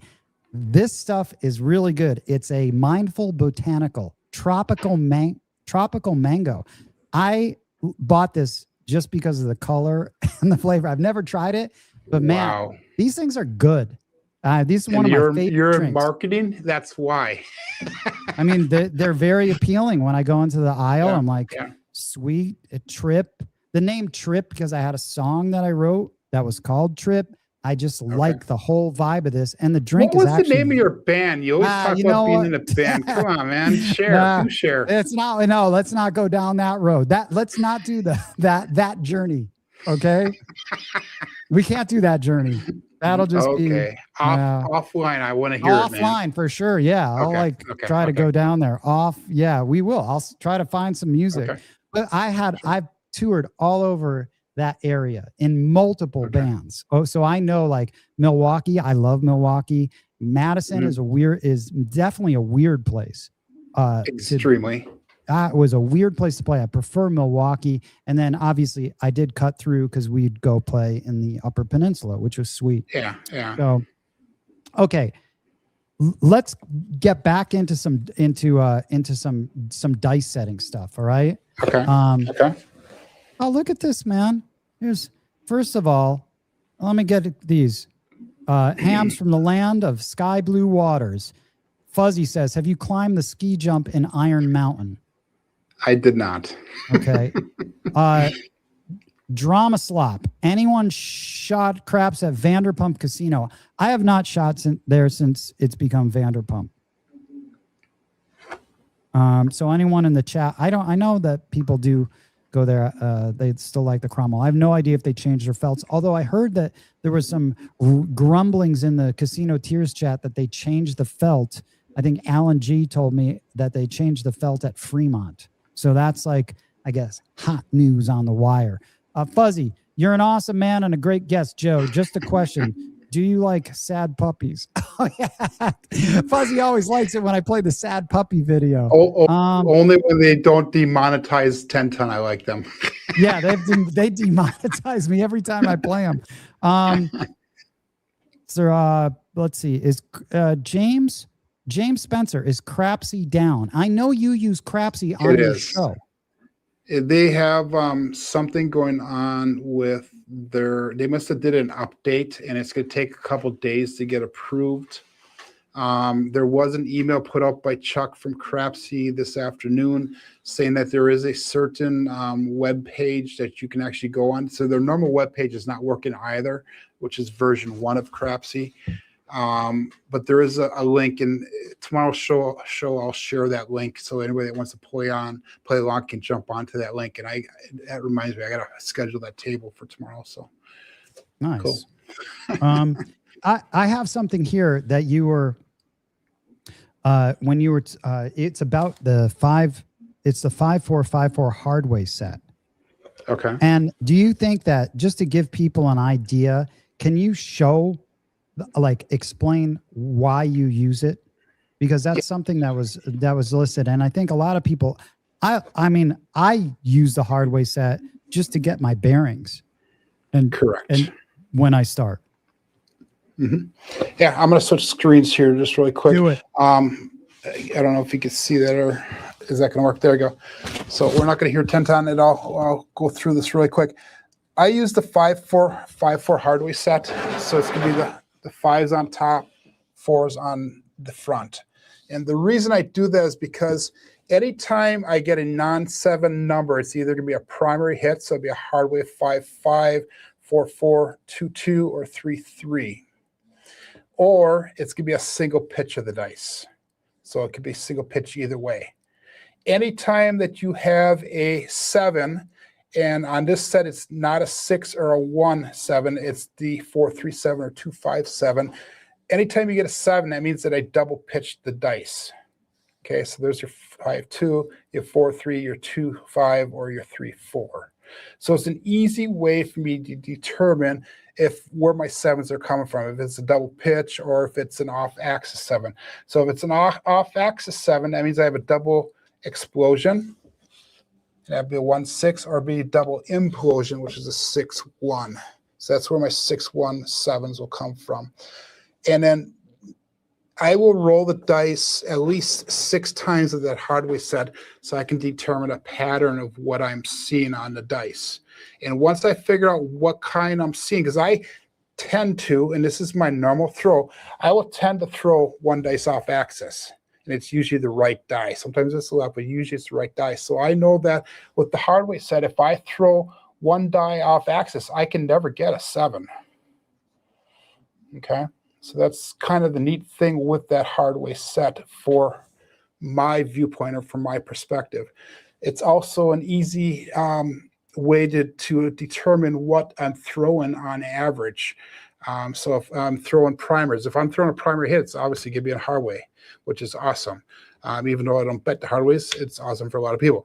If I'm throwing something other than the hardware, then that means that I'm single pitching. So, that type of stuff is very important. So in the Blue Collar Craft system, my 5-4 hardware set is my base set. So I will start every single session off with the 5-4 hardware set. So that way I can see what the dice are doing.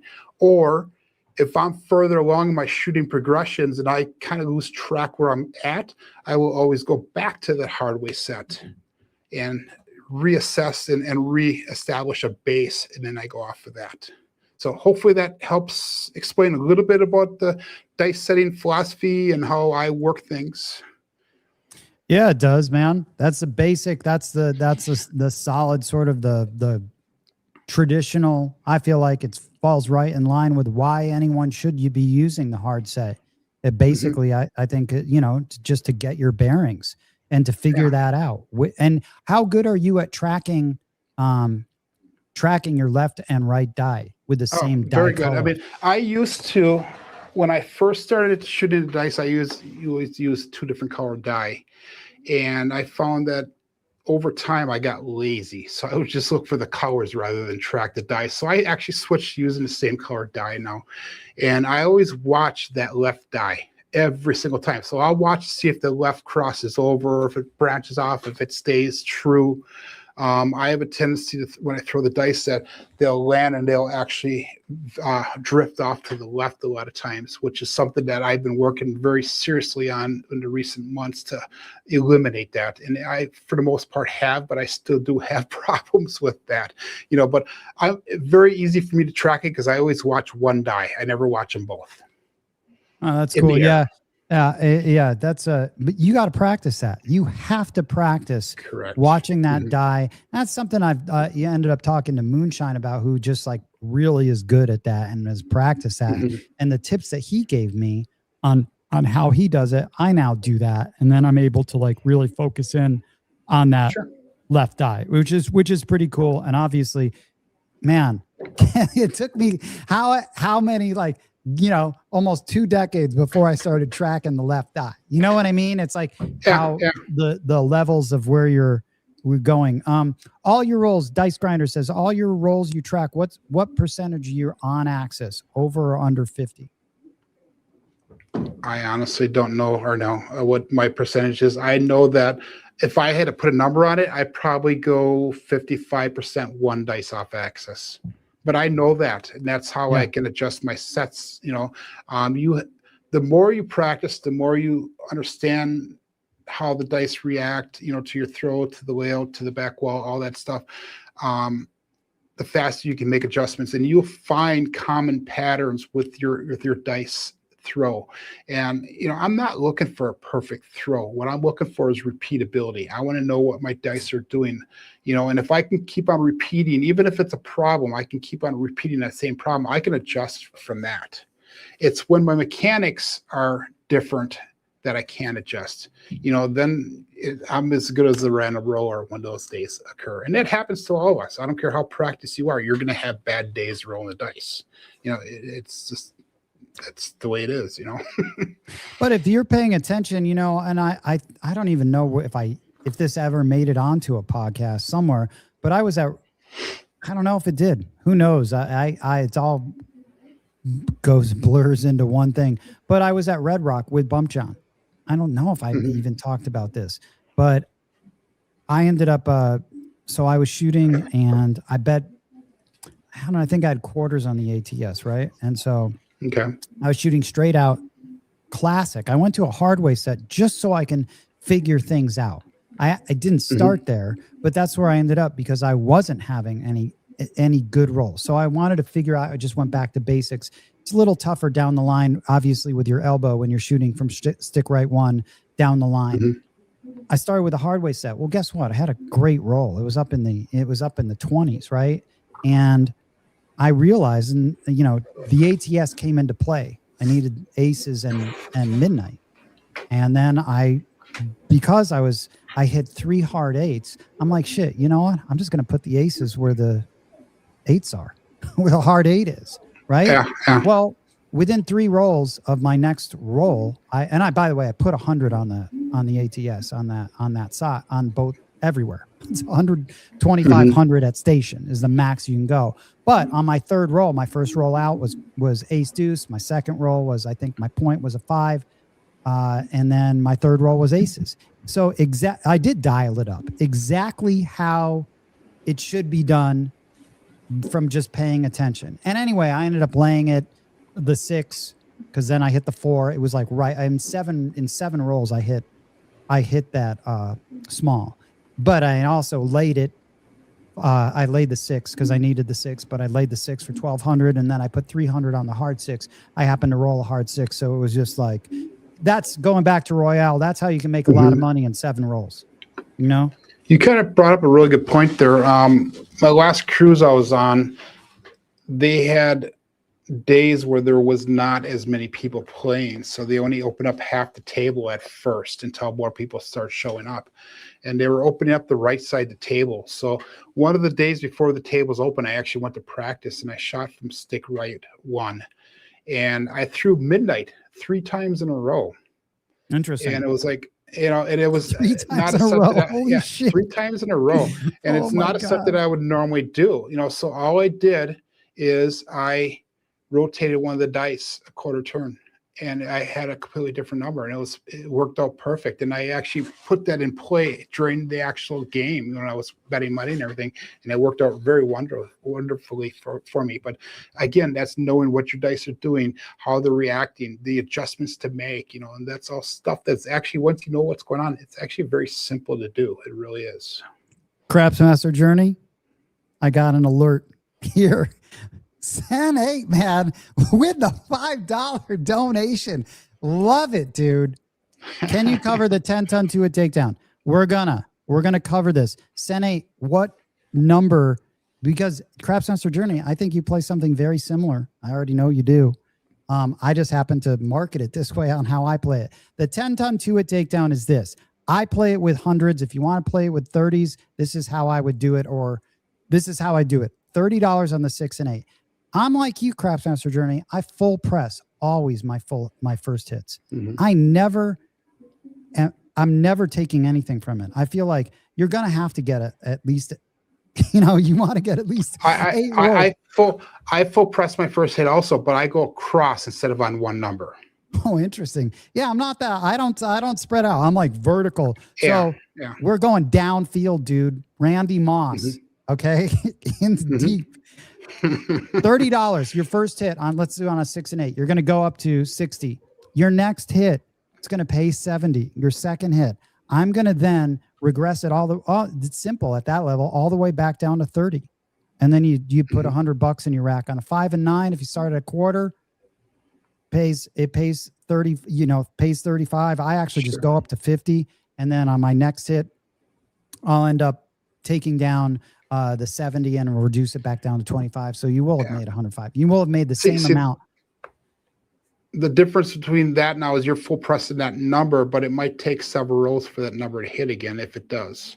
Whereas I'm looking for 2 hits and I'm down. I'm out of there, Well, so you are like very much like, so you're regressing across.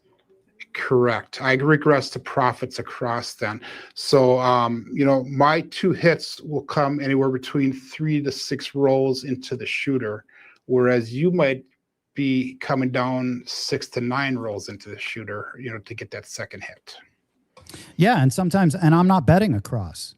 So I'm really I'm not betting, on every single number. So it's really I'm betting across as much as my bankroll allows it.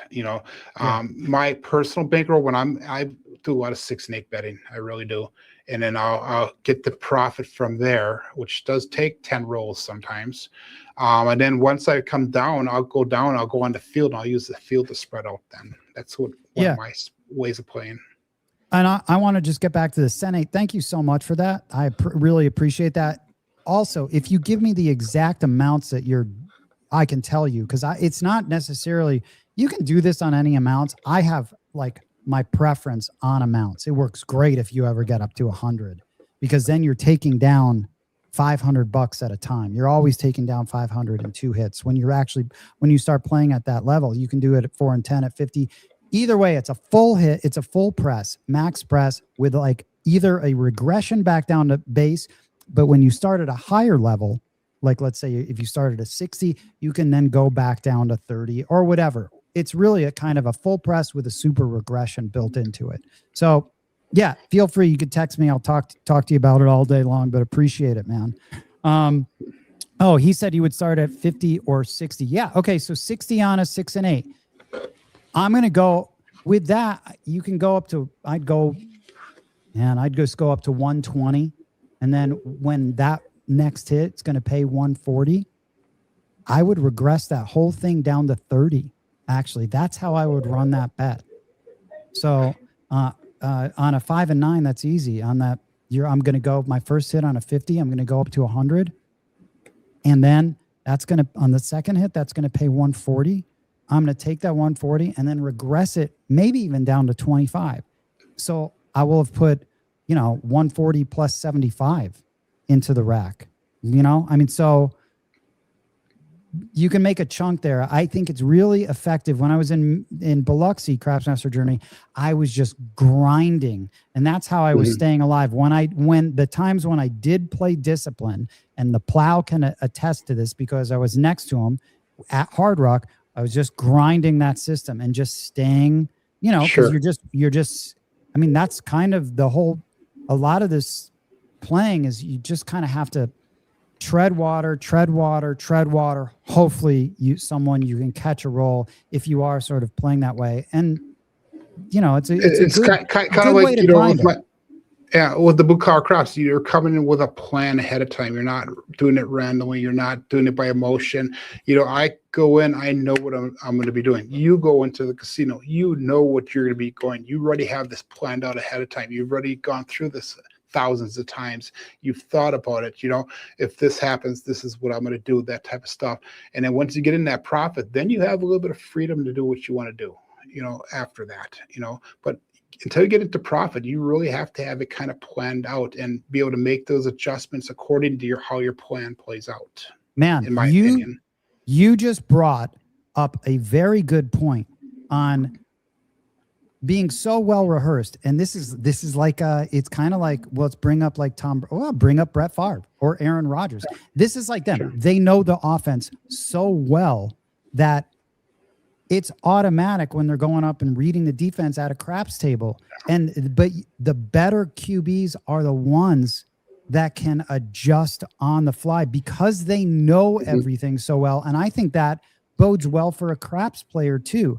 The more you know all of these fundamentals, all of your basics, the plans that you had in place, because they're not always going to go exactly. The play isn't going to go according to plan. Sometimes it does. Oh, great. I just hit my 6 and then I just hit my 6 again and I can take it down. You might not. Sure. Well, what happens when you've had that 6 pressed up and another one pressed up? And then, like you said, stuff isn't hitting and I'm regressing vertically. So I think what you said is really important is the repetition of knowing it so that you can actually change when the shit hits the fan a little bit, or maybe what you practiced, your set isn't necessarily performing how you think it should perform. Yeah. Even, Alfredo brought up a good point when he was on the show. And this is something I've been trying to incorporate a little bit into my betting style is, if you don't get any hits for, say, 3 rolls in a row, take your 2 highest bets, cut them in half, put that in your rack, collect some profit, and you can always build those back up again. Don't be fearing being out or, having that money out there. Don't fear that you're going to miss out on things, because that's how people lose money is when you fear that, because you're betting emotionally. If you're not getting those bets or you're not collecting, take some money back to the rack, bring some of your bets down a little bit. You can always build them back up again. Dice Grinder says, have you recorded slow-mo for your toss? If so, what's your takeaway? I have not, simply because I'm doing so much other stuff. I have, and Arnell's going to probably laugh at me. He really will. But I've watched the dice go down the table so often. I know what looks normal, what does not look normal. And I'm not afraid on the show to call out, oh, that was a bad toss. I called it out all the time. I might have 3 in a row where it's a bad toss. I know this. My toss that I'm looking for is going to be that toss that hits the back wall, rolls off the back wall, maybe 1, maybe 2 turns, and then it stops. I'm trying to get this dice to land an inch or 2 from the back wall. And honestly, I don't need slow-mo if that's what my dice are doing, because I know it's not randomizing. I really don't. I know that they hit the damn wall and it freaking stopped. It didn't go, tumbling all over. When it tumbles all over, I'll call it out immediately. Transparency. That's a bad roll. This is what happened. Globe, what's your most common roll? Is it a single pitch, double pitch, or off axis, left or right? Or do you know? You should kind of know. I do know. I kind of covered that just a little bit ago. My common roll is my right die is off axis. Yeah. Or I'll single pitch it quite often. But I do go on quite often. I go on sprees where I will have the same result 3, 4, 5, sometimes 6 times in a row. Where I'll have like a 3-2-5, or I'll have a hard 10, or even midnight. That happens quite often for me. And a lot of people that are in the chat will vouch for me on that, who to watch my show. I think today I had one that was like 5 out of 6 or 6 out of 8 rolls. I threw a 6 today. And 5 ones. But you threw 5 ones. I saw that, dude. I remember. How more regular can you get than that, Yeah. Real pain. I remember Joe had a tip for practicing the concept of releasing the thumb first, something I always think about when my dice are separating. Mm-hmm. Now, when I remember actually giving that tip, one of the biggest things that people do is when a dice separate is they don't release with their thumb and let the dice roll off their fingers, if that makes sense. What'll happen is they'll actually release the fingers, and that thumb pushes, and the dice actually split apart in midair. Okay, I have since changed my dice grip slightly, or my focus on my dice grip, since I gave him that tip. And now what I do is I actually pick up the dice with 2 fingers, and then I place my other 2 onto it just very gently. So now what I'm doing is when I'm releasing, it's almost a natural release, when I'm releasing those 2 fingers, because I can't hold the dice with only 1 finger. Okay. Yeah. I put more focus with that. It's huge part, yeah. Huge, especially for how I throw at Paris at one table. I will always, there's almost a focus on pushing with that thumb just so I can get it almost almost like a drop shot with a little forward roll slight. But yeah, you got to just, as long as just focus on that. Shout out OMG, it's variants. Francis, you're the man. Craftsmaster Journey. This guy is one of the nicest guys in the world. Poker player, fantastic poker player. Great. That's what you had on your show a couple weeks ago. That's another fantastic poker player. Okay. OMG, Wayne, I got to get you on and we could talk poker. You're the best, dude. You are the best. Love you, man. Yeah. And then Senate says, I do the same with the grip, Joe. BV Wood. Betting across is the way I go. If I leave a box number uncovered, that's what's going to roll. I mean, happens to me all the time. Yeah. Yeah. Hey, so Joe, why do you believe your approach is easier and more casino friendly? Why is because of the way that I have you watching the dice. So you're starting off with that hard way set. And like I described before, if the 7 shows, you're double pitching or you're double exploding or double inputting, depends on which 7 shows up. From there, you could figure out really fast what dice set to go through. And this is assuming that your mechanics stay the same on a more regular basis than not. Okay. So there's certain dice sets that if your dice are double pitching, you can go to. For example, the all 7 set is what I would go to if I'm doing a double pitch on a regular basis. And all my dice sets, except for 2 of them that I use, start off with a left die. And I'm going to switch over really quick here to the dice analyzer, if you will. All my dice sets, except for 2 of them, start off with the left die as a 5-4 set. Okay, so the 5-4, 5 on top, 4 in the front. Or yeah, 4 in the front.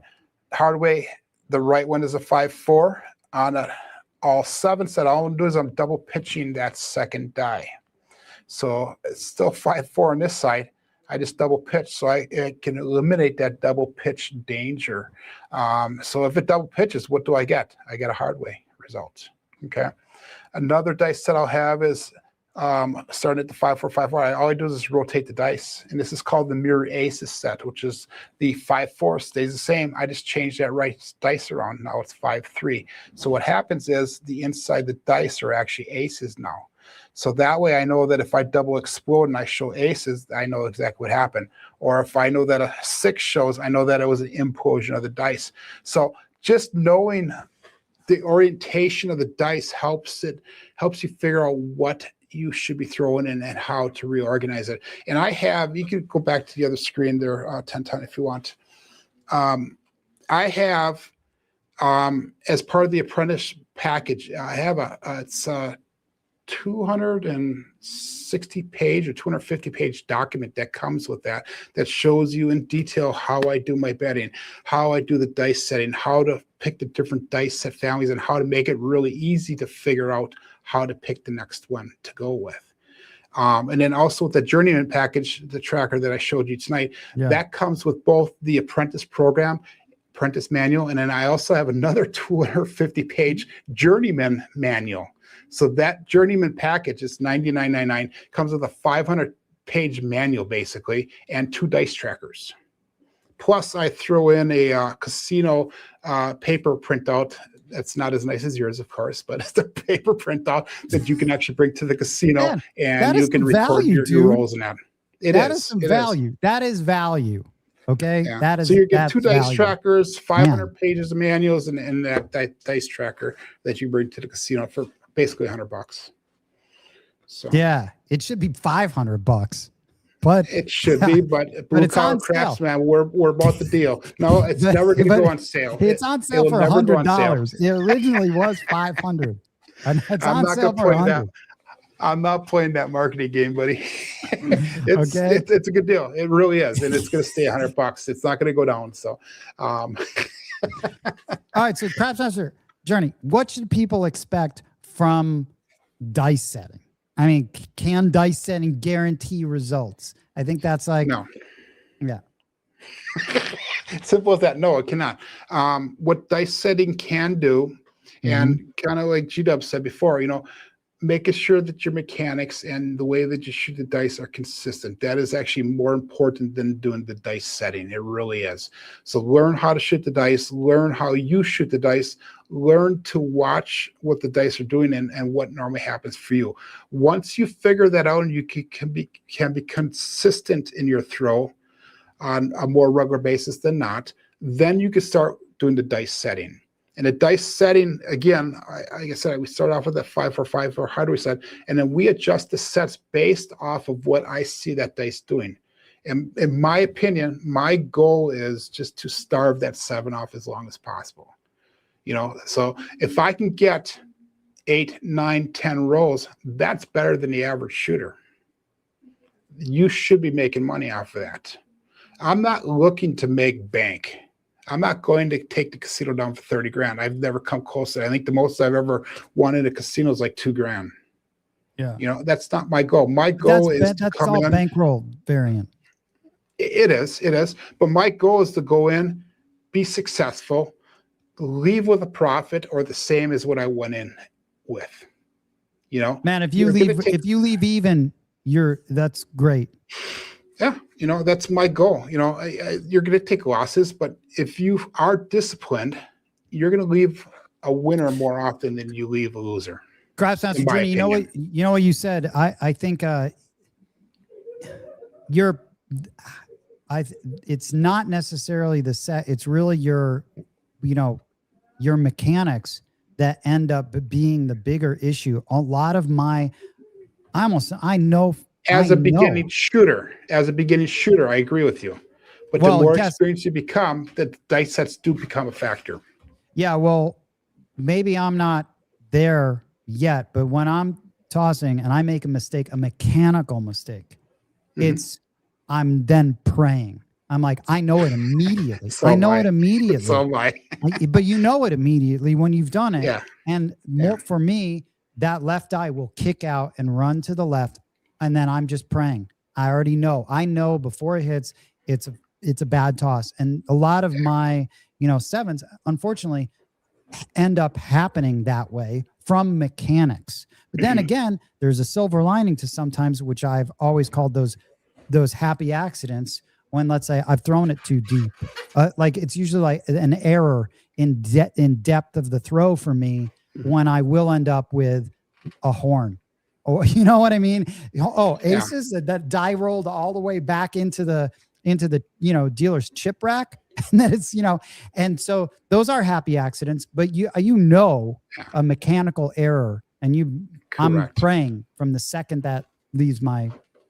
But see, here is, and I'm not saying this is the difference between me and you, but I'm guessing this is the difference between me and you, is I've gotten to the point now where I actually know that before I even pick the dice off the felt. I know right from as soon as I grip those dice what that throw is going to be, because everything stems off of my grip. It really does. And like I said, I have a big problem because I have fat ass fingers. So my hardest part is getting the crack on the dice centered between my middle finger and my thumb. And that's why I went to this 2-finger grip, because I could feel that difference. That is one of the benefits of having OCD and Tourette's, is that I could feel those minor differences. So I know as soon as I pick up the damn dice, if it's going to be a good throw or a bad throw, a lot of the times. Not all the time, but a lot of the times. Shout out Pearl's Girl for the 10 jewels. I like it. Hey, this is a great question from Real Pain. I still get nervous on a real table. Do you? Yes, I do. I will take, when I go to real table, even sometimes when I do my show, but mostly when I get to the casino, I will take 1 or 2 shooters before I settle out. And my first shooter, I will pick up the dice, and when I'm sitting there, I will see the dice doing this. Little vibrations, and I just have to focus, settle down, breathe. I will say doing a show daily has helped me tremendously when I do go to the casino, because all the distractions that I have of running a show is actually greater than a lot of the distractions that I have in the actual casino. The noise, the people around me, all that stuff. The only thing that really gets to me when I'm in a casino and it really throws my throw off is when somebody puts their damn chips right where I'm landing the dice. Man, they didn't watch your series. Yeah, right. That's the only thing that really throws me off. And I've gotten to the point now where I can actually land a dice in front of the chips and jump it over, and that's fine. I've gotten to that point, but taking the time out to walk down to the other side of the table and asking them to move their chips is sometimes not the best thing to do, because sometimes people they're not educated enough to know that you're actually just trying to help them, in the long run. And some people do take offense to that. I agree with you. And a lot of times people are, if they're at a table, you want me to tell him to move his chips? I'm like, no. Yeah. Don't. I'll let them know that. Please do so. When I was on my last cruise, I'm sorry to cut you off, but my last cruise, I actually went down. Yeah, I went down to the end of the table before I even shot. When people were standing down there, I said, "Hey, just so you know, I landed dice right here. Could you please put your bets here or here?" I've prior to them even betting, and some just kind of look at you like, "What the hell are you talking about?" No, seriously, trust me. This is where I landed dice. I don't want to hit your chips. Can you just put them on? And as soon as you explain it, yeah, not a problem. But then you get those certain people, those ferrets, that say, "Screw you, dude." Okay, whatever. So. You know what? I always need a reason.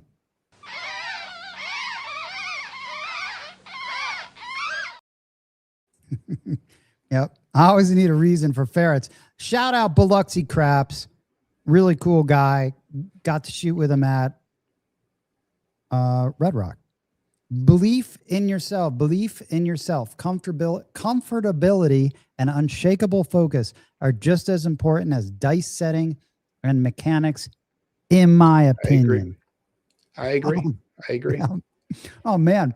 Check this out. Packers Big suck, AZ. Go Eagles. Go back to school, buddy. Big AZ, since you've just joined us, I'm going to have to show you Big AZ. I redesigned Craftsmaster Journey's Craps Pit. Here it is. Oh, my God. Yeah. I gave him some suggestions for this season to put that there. Well, so anyway, dude, that is classic though. If anybody who's met Big AZ, he is one of the nicest, down to earth, true human beings that there is. Super nice guy. Man, the first time I met him, is just as bad.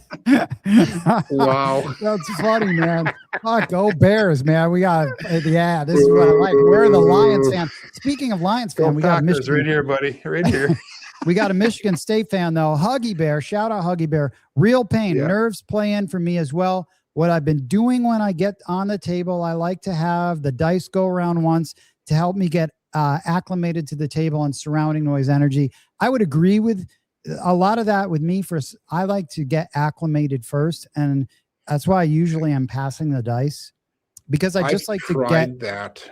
What happened? I tried that, and it doesn't work for me. It really doesn't.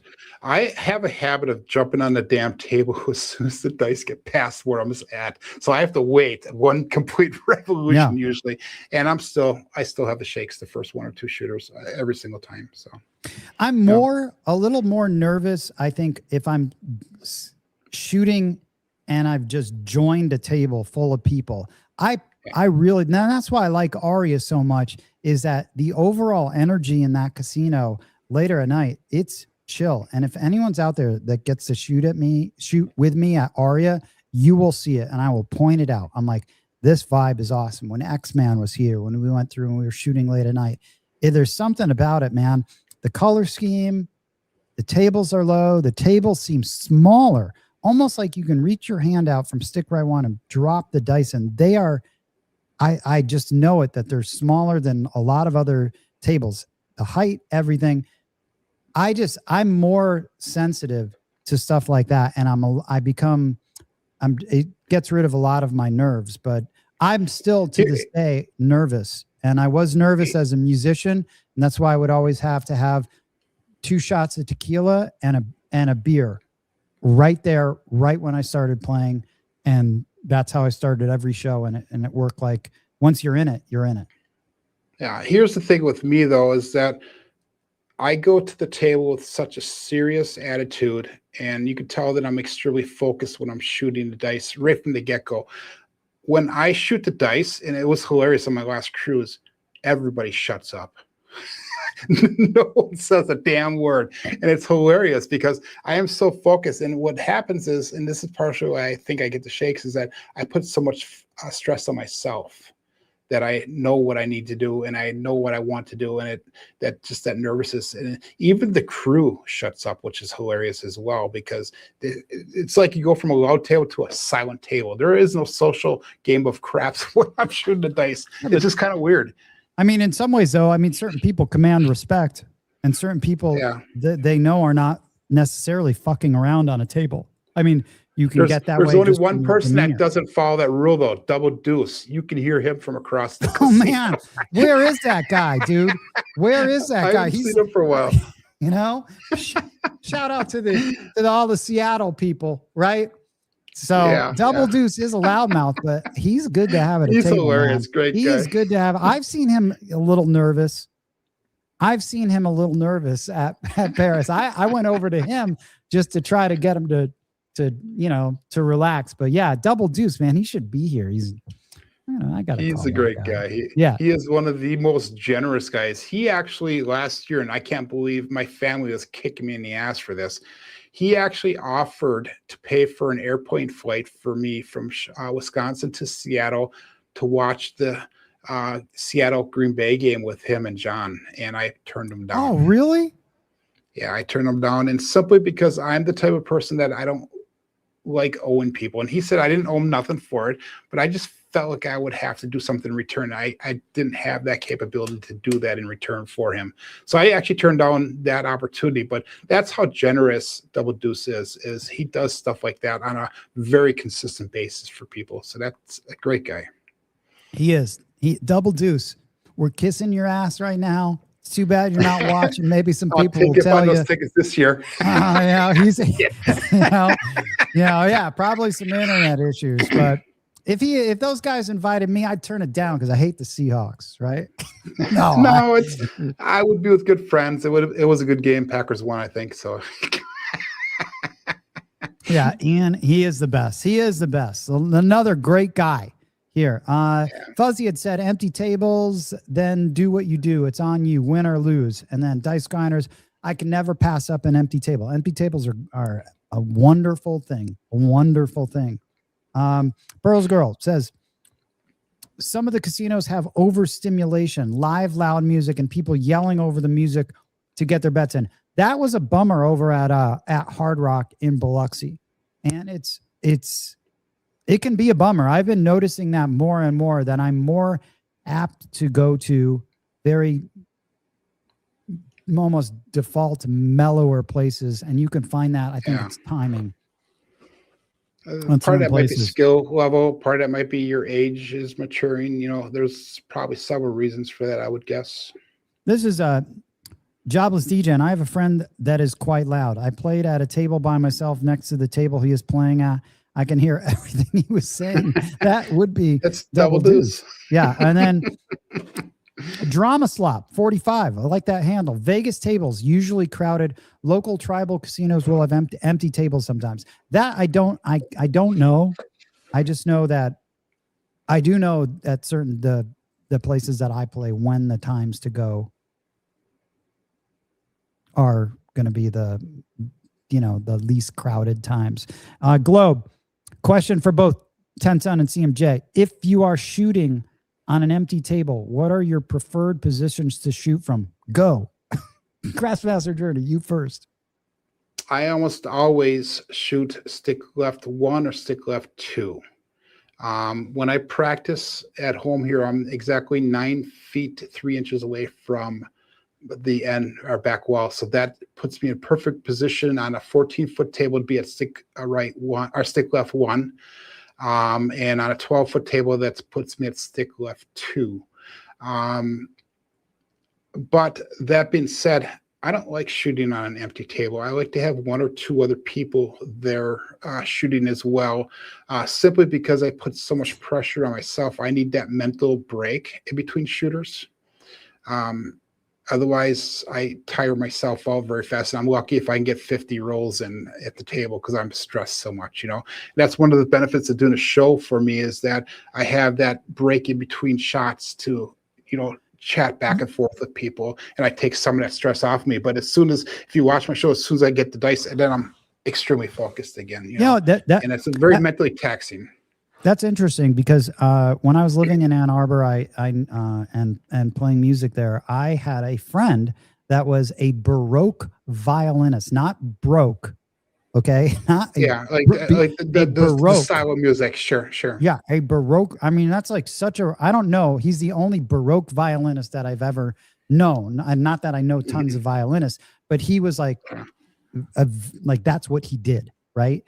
And he would take beta blockers because he would get so nervous before his show. Whereas I'm a musician, I would just take alcohol. Right now, I just and probably other things, but now I just take. Oh my God, dude! I could tell you a story.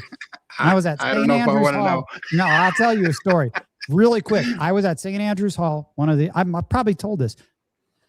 I was so nervous when the curtain went up, and it was one of my first shows in front of it was probably my first show in front of a packed St. Andrews Hall. Mm-hmm. My legs started shaking uncontrollable. Like it was just like shaking, and I didn't even know what to do because my singer was drunk, my guitar player was on acid, and the drummer was like on speed. I mean, it was just bizarre, dude. But I was so nervous. I remember that, like my leg could not stop shaking. So I think the best thing to do, and it was as a musician for myself, the best thing to combat nerves, which you're always going to be, and it's good to have butterflies, is being so well practiced and prepared that almost counterbalances everything. And that's why when it comes to betting, where I just emphasize just knowing everything so well, and it will you just become automatic. And it almost becomes,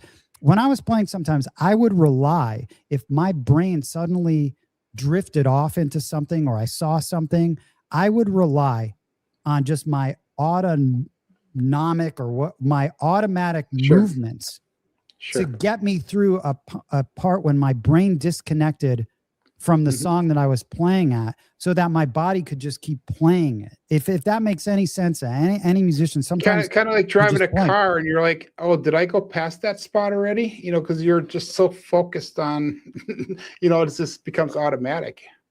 I just think being so well prepared and obviously so well practiced, in the middle of like my confidence grows during, as a role progresses. And then my mindset is like, I'm not even thinking about, I'm assuming I'm going to throw a winning number. Mm-hmm. So what's the answer to that question? Stick right 1, I'm guessing. I will always start at stick right 1, and then I end up moving to stick left 1. But every now and then, usually if things aren't going well at stick right 1, I will try stick left 1. And when you throw from stick right, do you throw with your left hand or do you throw cross-handed? No, I will, if I'm throwing into the hook, which is more of a natural, my body's more aligned to the hook. It feels good. But with your right hand? Yeah. And with my right hand, if I do have to throw, a classic sort of par-esque toss, it's going to be with my elbow bent like this, Yeah. It's a little awkward, but it's still easy. Yeah. What I do, and I'm not as practiced from stick right 1, I still can throw from there, but I'm not as practiced. And where I run into problems is actually my release, because I actually switch hands. I will throw from the right stick right 1 with my left hand. Dude, you're ambidextrous. Like Bo Jackson. I'm not. Was Bo Jackson like that? I'm not ambidextrous. But when I did martial arts, I had to learn to fight left and right-handed. Oh, So sweet. that Dude. actually carried over. So the only problem I have shooting left-handed is the mechanics between my fingers releasing. So sometimes when I throw, the dice will fall out of my fingers because I hold on to it so light with my grip. So I will actually shoot from stick right one with my left hand, but I'm more comfortable obviously with my right hand from stick left one. Now I have a question for you, Craps Master Journey. So Sure. everything more or less for you has been self-taught. Have you ever taken a class or No. had any sort of instruction, quote unquote, formally?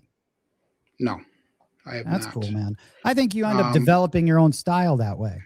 Yeah, and that's why I made that comment earlier. I think I was at odds with Ed for a while there because I was inventing things that either A was wrong or B was correct, but not communicated the same way that it has been for how many years, you know? And I have since changed my ways in some aspects, but I've also kept some of those other ways as well, you know, going forward. And that's my role or my job, in my opinion, to carry that off to future people. So, hey, dude, I think that there's value in figuring it out. And when you're learning stuff, figuring it out yourself or having a go at it yourself. And it might be a little weird, but then going back and having a very like formal approach. This is how you do it. I did that with guitar, with bass guitar, dude. That's how I learned. And then it was only years later when I got like formal training, and it kind of helps a lot then. But I feel like learning on your own allows you to be more creative in your approach to anything, because you're figuring out sort of new pathways and new ways to do it how you would do it. I feel like you can become more creative that way versus when you do learn it the formal way, but there's so much value to learning the fundamentals. Like, this is how it should be. And then you can almost unlearn it, apply what you, there's just good to both ways. Yeah. The other thing too is, the other thing for me also is I love teaching, even though I've never had formal training in teaching either, but I'm a teacher at heart. I really am. So that kind of goes with that fake it till you make it philosophy, because I've learned over the years, whether it was through martial arts training or one of my past jobs where I trained people for 8 years on different things, that I actually learn how to do things more by teaching. So that's where the YouTube channel comes in, because I'm putting myself on that spot in front of how many people every day. I mean, it's not uncommon for me to have 30 to 50 people watching me on a show live, and they're looking at me as the expert in this subject, or at least I should be the expert in this subject. So that puts pressure on me to be more particular, to learn things, to break things down to the simple, the KISS system, you know, the keep it simple, stupid, you know, type stuff. Classic, you know, man. and, it's a good system. Yeah, you know. Yeah. And, you know, so, I mean, as I actually learn more by teaching than I actually do by learning. So when I have to break principles down, methods down, things down, I have to break it down to the simplest step. And that's how I learn the best. It really is. Odds Fellow says ambidextrous would mean he can toss with his fingers and toes. And then that's what I was laughing at before. Big AZ, I have to check my speakers. I thought I heard Joe said he did martial arts. Oh yeah, marital arts, Big AZ. I'm just kidding. Oh my God, that's awesome, man. Yeah, Joe is a ninja, and then I'm actually a 3rd degree black belt, believe it or not. No way, dude. I would not want to mess with you, man. Plus, you're already what are you, 6 something? 6 what? 600 pounds? No. 6. You're like what? Sorry, 6 foot? What? You're a I'm big actually dude, about man. I'm about 5'10", and I'm about 280 pounds. Oh man. Yeah, dude, you could crush people.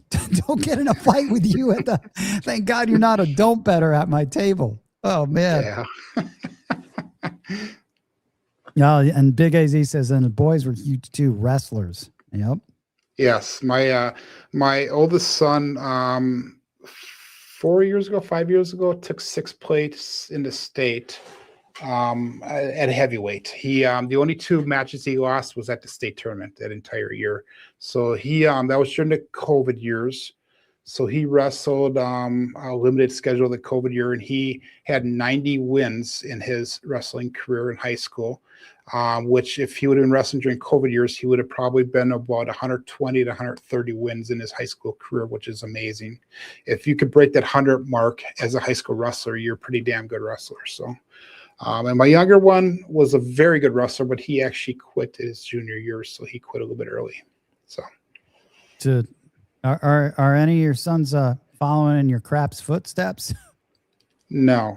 And in fact, that is part of my journey. Part of my story is when I first started this this journey, I got ripped on by everybody in my personal life, my kids, my family, people that knew me. I'm divorced. The kid's mom and their family was ripping on me behind my back about how dumb it is for doing this YouTube thing, how, blah, blah, blah, blah. And I've proved them wrong. I really have. We're up to almost 5,000 subscribers here. I've consistently done it for 6 years, and now it's funny because a lot of these people are coming back to say, hey, good job, way to stick with it. We're proud of you, even my kids do that, so it's pretty cool. Yeah. And dude, and listen, man, I started the show for everyone that wasn't there. Like, I was so impressed after, doing the deep dive, really love your attitude in how the stuff that you were talking about, just trying to make other people better, and teaching them a lot of things that people just focus on certain things. So, I mean, hey man, now's your time. Craps Master Journey stepping out. You got blue collar craps, getting some more irons in the fire, I think that's really cool. It's a good job. Thank you. Now we have to train Alexa to say that I'm the best ice coach out there. Yeah, just say it enough, when you're walking around in the ChatGPT. Thank you, Pearls Girls. See you guys. Got to get some sleep for work tomorrow. Fuzzy sitting back, enjoying a cigar, enjoying another great show. Yeah, glad you liked it, man. T-Bone just tried the 5-4-5-4 set through 15 rolled a lot of 8s and 11s. Yeah. Quadridextrous. Yeah, nice. Mad Hatter. So Craps Master Journey. What is then? Let's wrap it up. We're almost at the gone well over 2.5 hours. This is a great show. I have to thank you for this. Was a really fun one just because we've never really talked. I mean, we texted a little, but we never really talked. So again, loving the beard. Loving the facial hair, man. So, and there's a lot that you can, I feel like you're, just one of the good guys in the Craps community. So, I mean, I wish you all the luck in the world. Now, what is in the very near future for you? You've obviously launched. People can check out that link that's in the chat for your free guide, correct? Sure. I think it was a free. Sure. It was a dice set guide. And then obviously they could check out the blue collar craps from there. Yes. What else? Did I miss anything? I've been working for the last year on getting this business, is what I call it, started. So craps is the niche or the avenue that I'm exploring here. And I want to monetize this. I want to have this become my full-time job. So I'm going to continue doing my YouTube live videos every day as I have been, and nothing's going to change. I'm going to continue to freely share information. I'm going to continue to roll it out. I'm going to continue to interact in the chats. Everything's going to remain the same there. I'm going to start putting out videos, education videos, every 2 to 3 weeks. And it's going to focus on betting. It's going to focus on dice shooting. It's going to be focusing on dice setting. It's going to be focusing on the blue collar craps way of doing things. So it's going to be coming out every 2 to 3 weeks.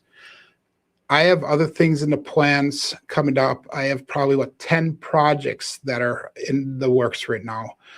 That'll take anywhere between 1 to 2 years to roll everything out. So my goal is to become a content creation gold mine, if you will, and make a business out of it. So that way I can actually get out and help more people, be more consistent, and show more dedication than what I already have to this community. Well, dude, you've been so consistent, and that's, I mean, that plays a big, you just keep showing up and doing it. I think that's, I wish you nothing but success Thank you. In this endeavor, because I mean, shit, dude, you've been doing it for so long without, it's about time. I think it's about time. Yeah. And I know that it's very tough it's so tough on YouTube, from what I understand, to doing it this way, man. Yeah. Oh my God. I don't know how people so anyone that can, that's in this sort of niche that can do it. And the craps community is small. I hope more people get into it. But you know what? Going and seeing, there's a lot of new players even though there were 4 tables open at Aria tonight, 1 table was absolutely packed. It's awesome seeing packed tables. And there are more new players at Aria, right? The other places have more we're craps players, So it's nice to see, dude. Yeah. Let's see. Real Pain says, let's get a Wisconsin meetup soon. Good night, everyone. Good night, Real Pain. Odds Thank you, Real Pain. Enjoyed listening to you guys. Happy for you, CMJ. Thank you. CMJ used to be a big festival for music. No, back in the day. No, I didn't. Yeah, it was as a college music journal. That was a big festival when you went out to New York to play the CMJ Fest. That was a thing, dude. That's why your initials always, reminded me of that. That was a thing to go and do in New York. And then Huggy Bear at Dice Grinders runs the next Chicago meetup. So hopefully people can, if they don't know Craps Master Journey, send them an email. I can connect with anyone that's in the area. You got to let me, obviously let me know if you're ever in Vegas. I'm going to send you some dice. Yeah, by all means. Some more dice. You probably threw a lot with those. I have, but I have a couple sleeves that I ordered through the Craps Nation, and then I sporadically bring them out. They're not cheap, so yeah. So what I do is I have actually 5 sets of dice that I actually rotate. So the next day's show, I'll take a different set of dice, and then I'll put that in the beginning of the order, and I'll just slide everything down. I'll take this one the next day, Yeah. Or if somebody calls out that my dice are loaded, I'll just take the next day's dice that are ready to go, and I throw them in. I'm curious from a business perspective and from YouTube, what are you going to be doing then to grow this, to grow your channel then? I mean, do you have a plan? I bet you have a plan. I have an extreme plan. Something I'm not really comfortable sharing online here. I'd be happy to talk to you offline about it. For sure. I'm always fascinated with that. Yeah, this past year has been a behind the scenes growing year for me. And I've hinted towards this since the last Craps for the Cure. I've spent a tremendous amount of time putting together a business plan, putting together a way to run the business going forward, a plan going forward as far as the stuff I'm going to be coming out with, so ultimately it's going to be a content creation thing. It's going to be digital products. It's going to be, that type of stuff, video, programs, again, I can't go into a lot of details of what the stuff, because I want to make sure I can do it first. Yeah. I think you can definitely do it. I have it. Yeah, I can, but it's an extremely detailed system. In fact, it's consumed my life to the point where even the family is saying, Joe, knock it off. You need to live a little bit, because it's either work or this. Oh my God. That's all I've been doing for almost a year straight. It's either work and this. That's it. I sleep 4 to 5 hours a day normally, and I'm up ready to go again. So, okay, I want a comment on there, but briefly, Drama Slot 45. I have liked Amazon Dice, fine for practice. I am going to respectfully, completely, 1000% tell you no and disagree with you. Those dice are not, if you want it, listen, if you're just going to practice and never go to a casino, live it up. Even if you just want to practice your betting and not worry about your dice shooting, that's fine too. But if you are going to take this to a real casino, you should be using real casino grade dice, because then when you step up and shoot, you will just be that much ahead of the curve. It is a different It's just a different beast. Play with the real stuff. It's almost like for anything that you're doing, use the proper equipment, use the, and be that pro. You got to do it, man. I think if you're going to shoot, if you're not, like, shoot live in a casino. If you're not, then that's great. Then they could just be fine. I noticed a difference when I switched to casino grade dice. Man, it just changes. You just become a confident shooter when you're playing and shooting and practicing with real dice, not the stuff that you get off Amazon. Fuzzy, fake it till you make it. A wise man once said that. X-Man, late to the party. We'll watch the rerun. Crapsmaster Journey Joe is a cool dude. Yes. And then Biloxi Craps, we need to have a craps player poker meetup in Vegas. Since a lot of us transitioned from poker, I would be down with that 1,000%. I'm planning on playing a lot more next year. I did not play at all this year. That is definitely one of my plans. I was just telling someone that. Shit, man, what you said about your family, that's why I stopped doing the podcast every week, because it was taking a toll on my life, because you have absolutely no free time. Then my entire weekend was spent editing, and then I couldn't do other stuff that I really wanted to do, like write and do other stuff, let alone, I think it becomes too much. And that's what I realized. It was even taking me away from just playing live. And I like to go play live. Yeah. And that's one of the nice things about doing the show every day, is it forced me to go live and do everything. But, the biggest thing for me is that I believe so much in my plan and my direction going forward that I'm willing to put that sacrifice in now so I can benefit the rewards later. And rewards meaning that I can replace my full-time income for my job, and I will hopefully have more hours available for my family at that time. And that was the hardest sell for me to the family, is to trust me enough to say, hey, guys, I know what I'm doing. You put the time in now, and I'm encouraging all of you guys to do the same thing. Put the time in now, so that way you can reap the rewards later. And that's just my opinion, so that's kind of where I'm coming at from that. I fully am in your corner. I believe that. And, a lot of people, you're one of the only people that I know. I guess that I've talked the business side of it, or that's mentioned. Yeah. I had a business plan. I went into this with a business plan. Yeah. I've adjusted course, and I'm always adjusting course, but I'm looking at this as such a long game. And I think you have to be in it for the long game base, because it's craps, and it is not, Correct. It's not slots. And you're not out doing sort of, I guess the thrill seeking sort of videos. Correct. That would be, to me, for me, I just couldn't live with myself doing that. Like I think being credible or being good and being fundamentally strong is so important for me that I just couldn't do that. It's not where my head's at. I wouldn't feel, I don't know. I have no interest in going, like, how much I could do that with, and I could go Crapsman's Journey. I could go to the casino with the bankroll that I buy in for 15 and 10,000. I think all of these influencers would be like, that's real fucking money getting with real big bets. And that I'm risking. That's not like, it's not like, there's an investor doing that. It's me. It's like, it's nerve wracking. So when people, I sometimes when people are fucking around at a table that I'm at, I've got a lot of money on the table. Correct. When I'm betting. So when don't bettors come up, and when stuff like that happens, it's a lot of money at stake. So, sometimes it's all relative, that's a lot of money for you, and it's a lot of money for most people. I have $100 on the table. That's a lot of money for me. I have $200, $300 on the table because I built it up to that. That's a lot of money for me.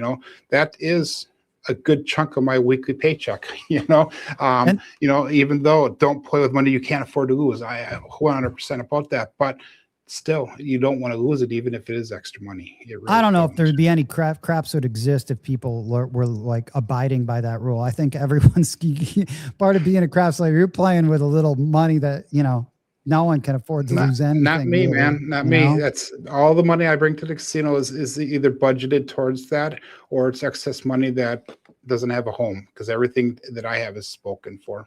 Really but yeah, is. But I mean, aren't you? I'm nervous every time I put put those bets down. I'm nervous until I'm in profit.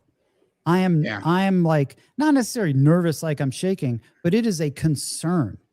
Like 100%. My sole goal is to figure out a way to keep this stay above water. So then I can 100%. like hit that point when you can then leave. And for me, I'm like that with an $18 6 and 8. I mean, I 100% agree with you with that, really. And my exit, my stop walk, it can be, sometimes it's just even. If I'm up $100, I'm happy. If I'm up anything, I'm happy. I still think one of the biggest, it's not really discussed. Some of the toughest things to do is just, we start negative when we're playing. We are negative at our first bet, and things usually don't, it takes a minute before, we're not always blessed with that fucking great roll to start with. So it is, it's a precarious situation. Yeah. Shooting dice. I love these comments. There's a huge difference in your home table and playing at the casino. You're not wrong, guys, but if you know anything about shooting and you have a consistent amount of practice, you know what those differences are, and you account for them 100% when you go into the casinos. I think that playing and practicing at home, Brian the broker. Well, I think I know Brian. I might know Brian. I think that the virtue, like this table that I have, is not like, it might be like a Bellagio, or it might be, there's certain, I think practicing at home at your table allows you, it gives you at least a baseline to operate from when you go on, where you can base what you're seeing off of your expectations. Sometimes it'll match, sometimes it won't, but I think that's the value of shooting and practicing and knowing what this set should be doing on this table. You can really plan accordingly. I know sometimes the minute I throw, let's say a 5-6-6-5 set with stick right 1, if I throw a hard 10 immediately, on one of those first 2 rolls, I'm like, okay, cool. This is going to set up. My expectations are going to match my practice. And this is why I won't go to Green Bay anywhere to play, because I know that table is not a table that I like throwing at, that I'm comfortable throwing at. Yeah. So that practice at home has led me to know, to have that experience, to have that knowledge to say, no, I'm not going to go and play craps there, because that's not my style. But Craps Master Journey, he is correct though. Brian the broker, you are correct. There is a huge difference between shooting at your home table versus playing at a casino, because it's just a different set of variables that are involved. But I do think that there's a lot of truth in that. I think it's just, I think that do you know what I'm saying? Yeah, no, 100%. I do. Yeah, by virtue of you repeating and practicing, that you have expectations that you can then adjust to or from. Sure. Now, look, see, craps goes the pressure. Differences is no pressure at home. For most people, that is accurate. For me, it is not, because I have a show that I do every single day at 30 to 50 people watch, live. And there's a lot of pressure on me to perform well, and if I don't, trust me, the comments in the chat do dictate or do show that I'm not doing well. And how embarrassing is that to a person who is supposed to be the expert, or the person that's supposed to lead others, to be doing bad? It's very embarrassing for me. It's very, so I always want to do well. So the pressure for me is a lot higher when I'm at home practicing, because everything is on camera, everything is live, everything's broadcast out to whoever wants to watch it. So I've said this before. That's a very interesting, that's a good comment from Biloxi Craps. When I was rehearsing, when we were playing, we would have a sub drummer come in. A friend of mine, he plays drums for Shakira, for the Smiths. He plays for a lot of bands. He's just a drummer for hire.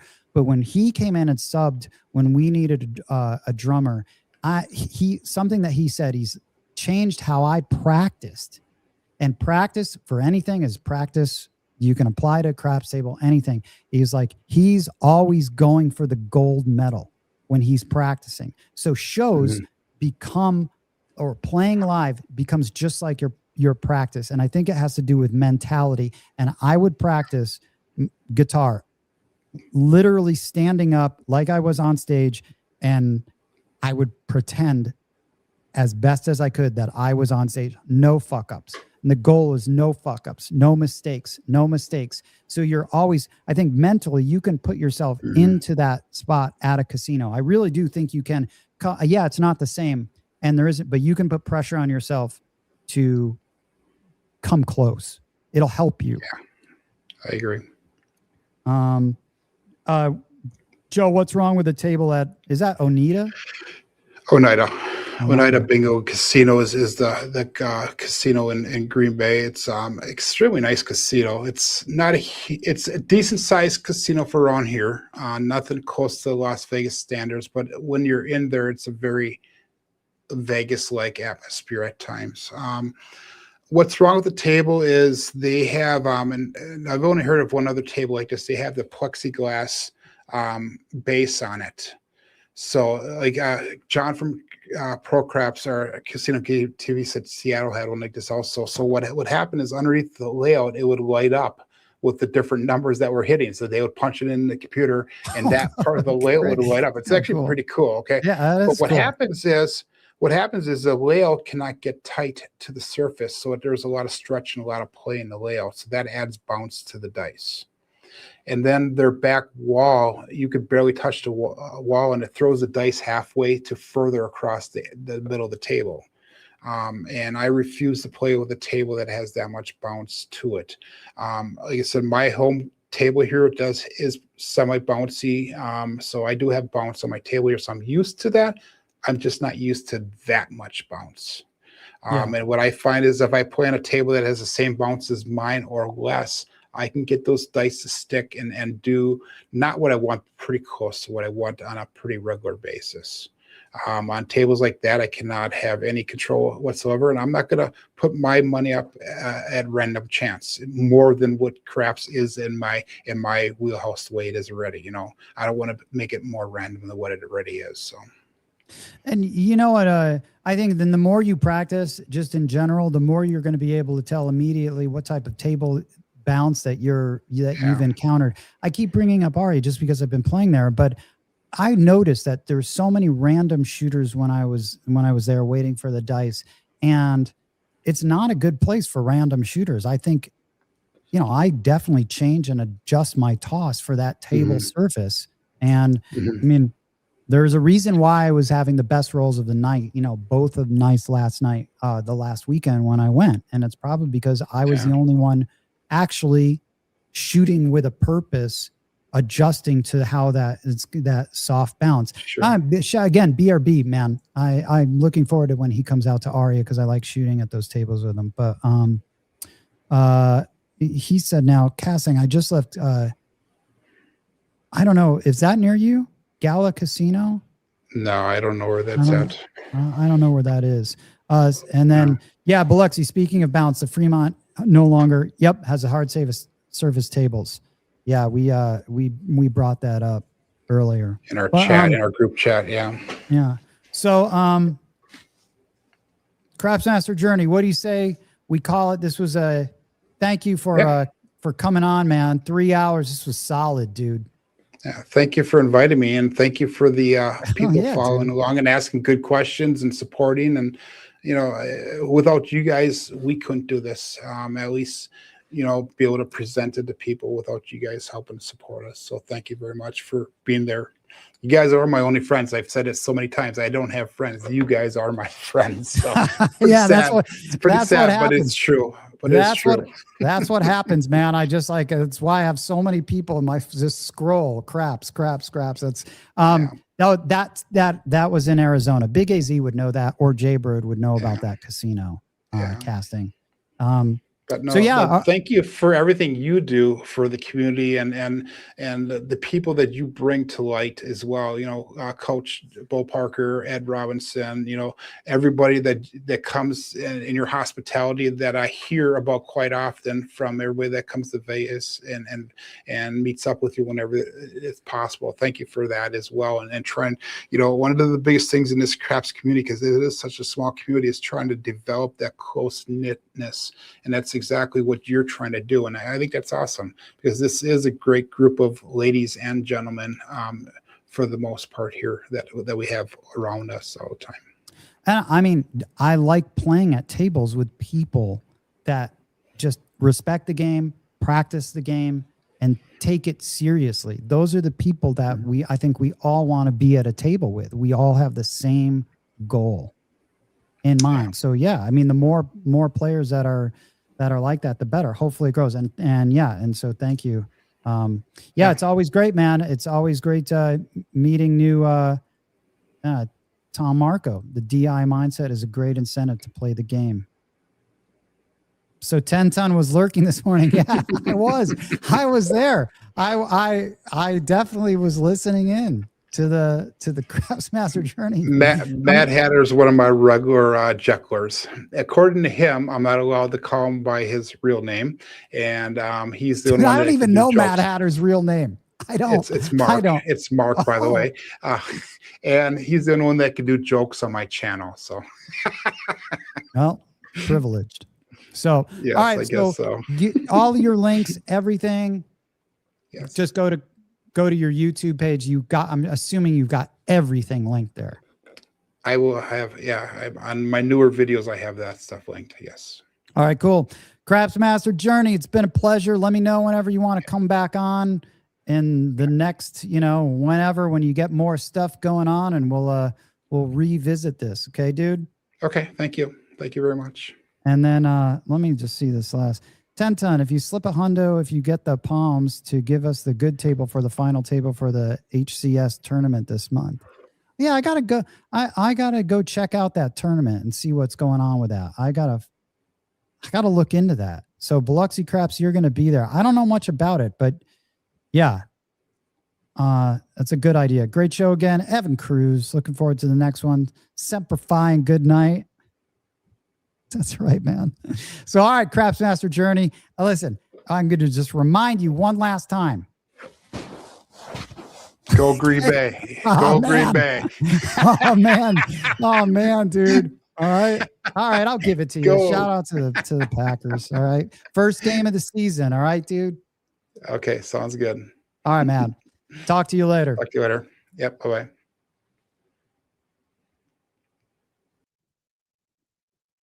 That was a fantastic show. Craftsmaster Journey. Thanks for taking the time. That was a good one. That went by quick. 3 hours. I could have drove all the way. I could have almost gone from, I'd almost be like thinking about Vegas if I was driving from LA right now. Man, you can go from Grand Rapids to Ann Arbor all the way back to Lansing in the amount of time that we were talking. All right, everyone. Thanks a lot for tuning in. Let me give this to, this one's, is Fuzzy still there? This is for him.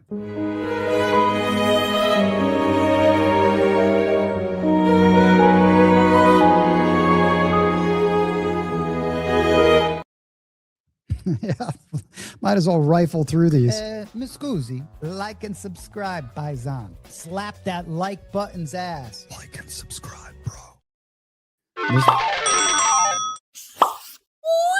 This guy double check. Yeah, that's a good one.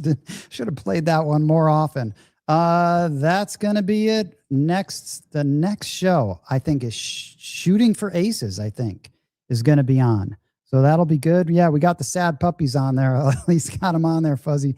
So hopefully I'll see you guys. And thanks to all the Patreon subscribers. I appreciate it. A little update on the box set that's coming out. Shirts are in.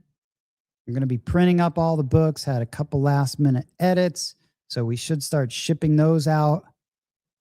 Probably next week, I think, is when they're going to go out. going to be editing the podcast for this Tuesday, this weekend. So though patience is a virtue, they will be going out. Ciao. I got to re-listen to the parts I missed. A hooey ho. Man, Chow, I miss you, dude. You got to get back here. Huggy Bear, another good convo. Huggy Bear, man, we had, this was an NFC North. Now talking to you with the Lions, this was an NFC North showdown. Dice Grinders, good show, man. Thanks for joining in with the comments. Appreciate it. So yeah, that's it. We will, Dice Coach Dials In part 2. I'm going to start editing that, and that will be up on our Casino Tiers podcast with Ed, Dice Coach, this Tuesday. That's it. We will talk to you later. I'm going to bring ETG in. Little Vegas nightlife for you.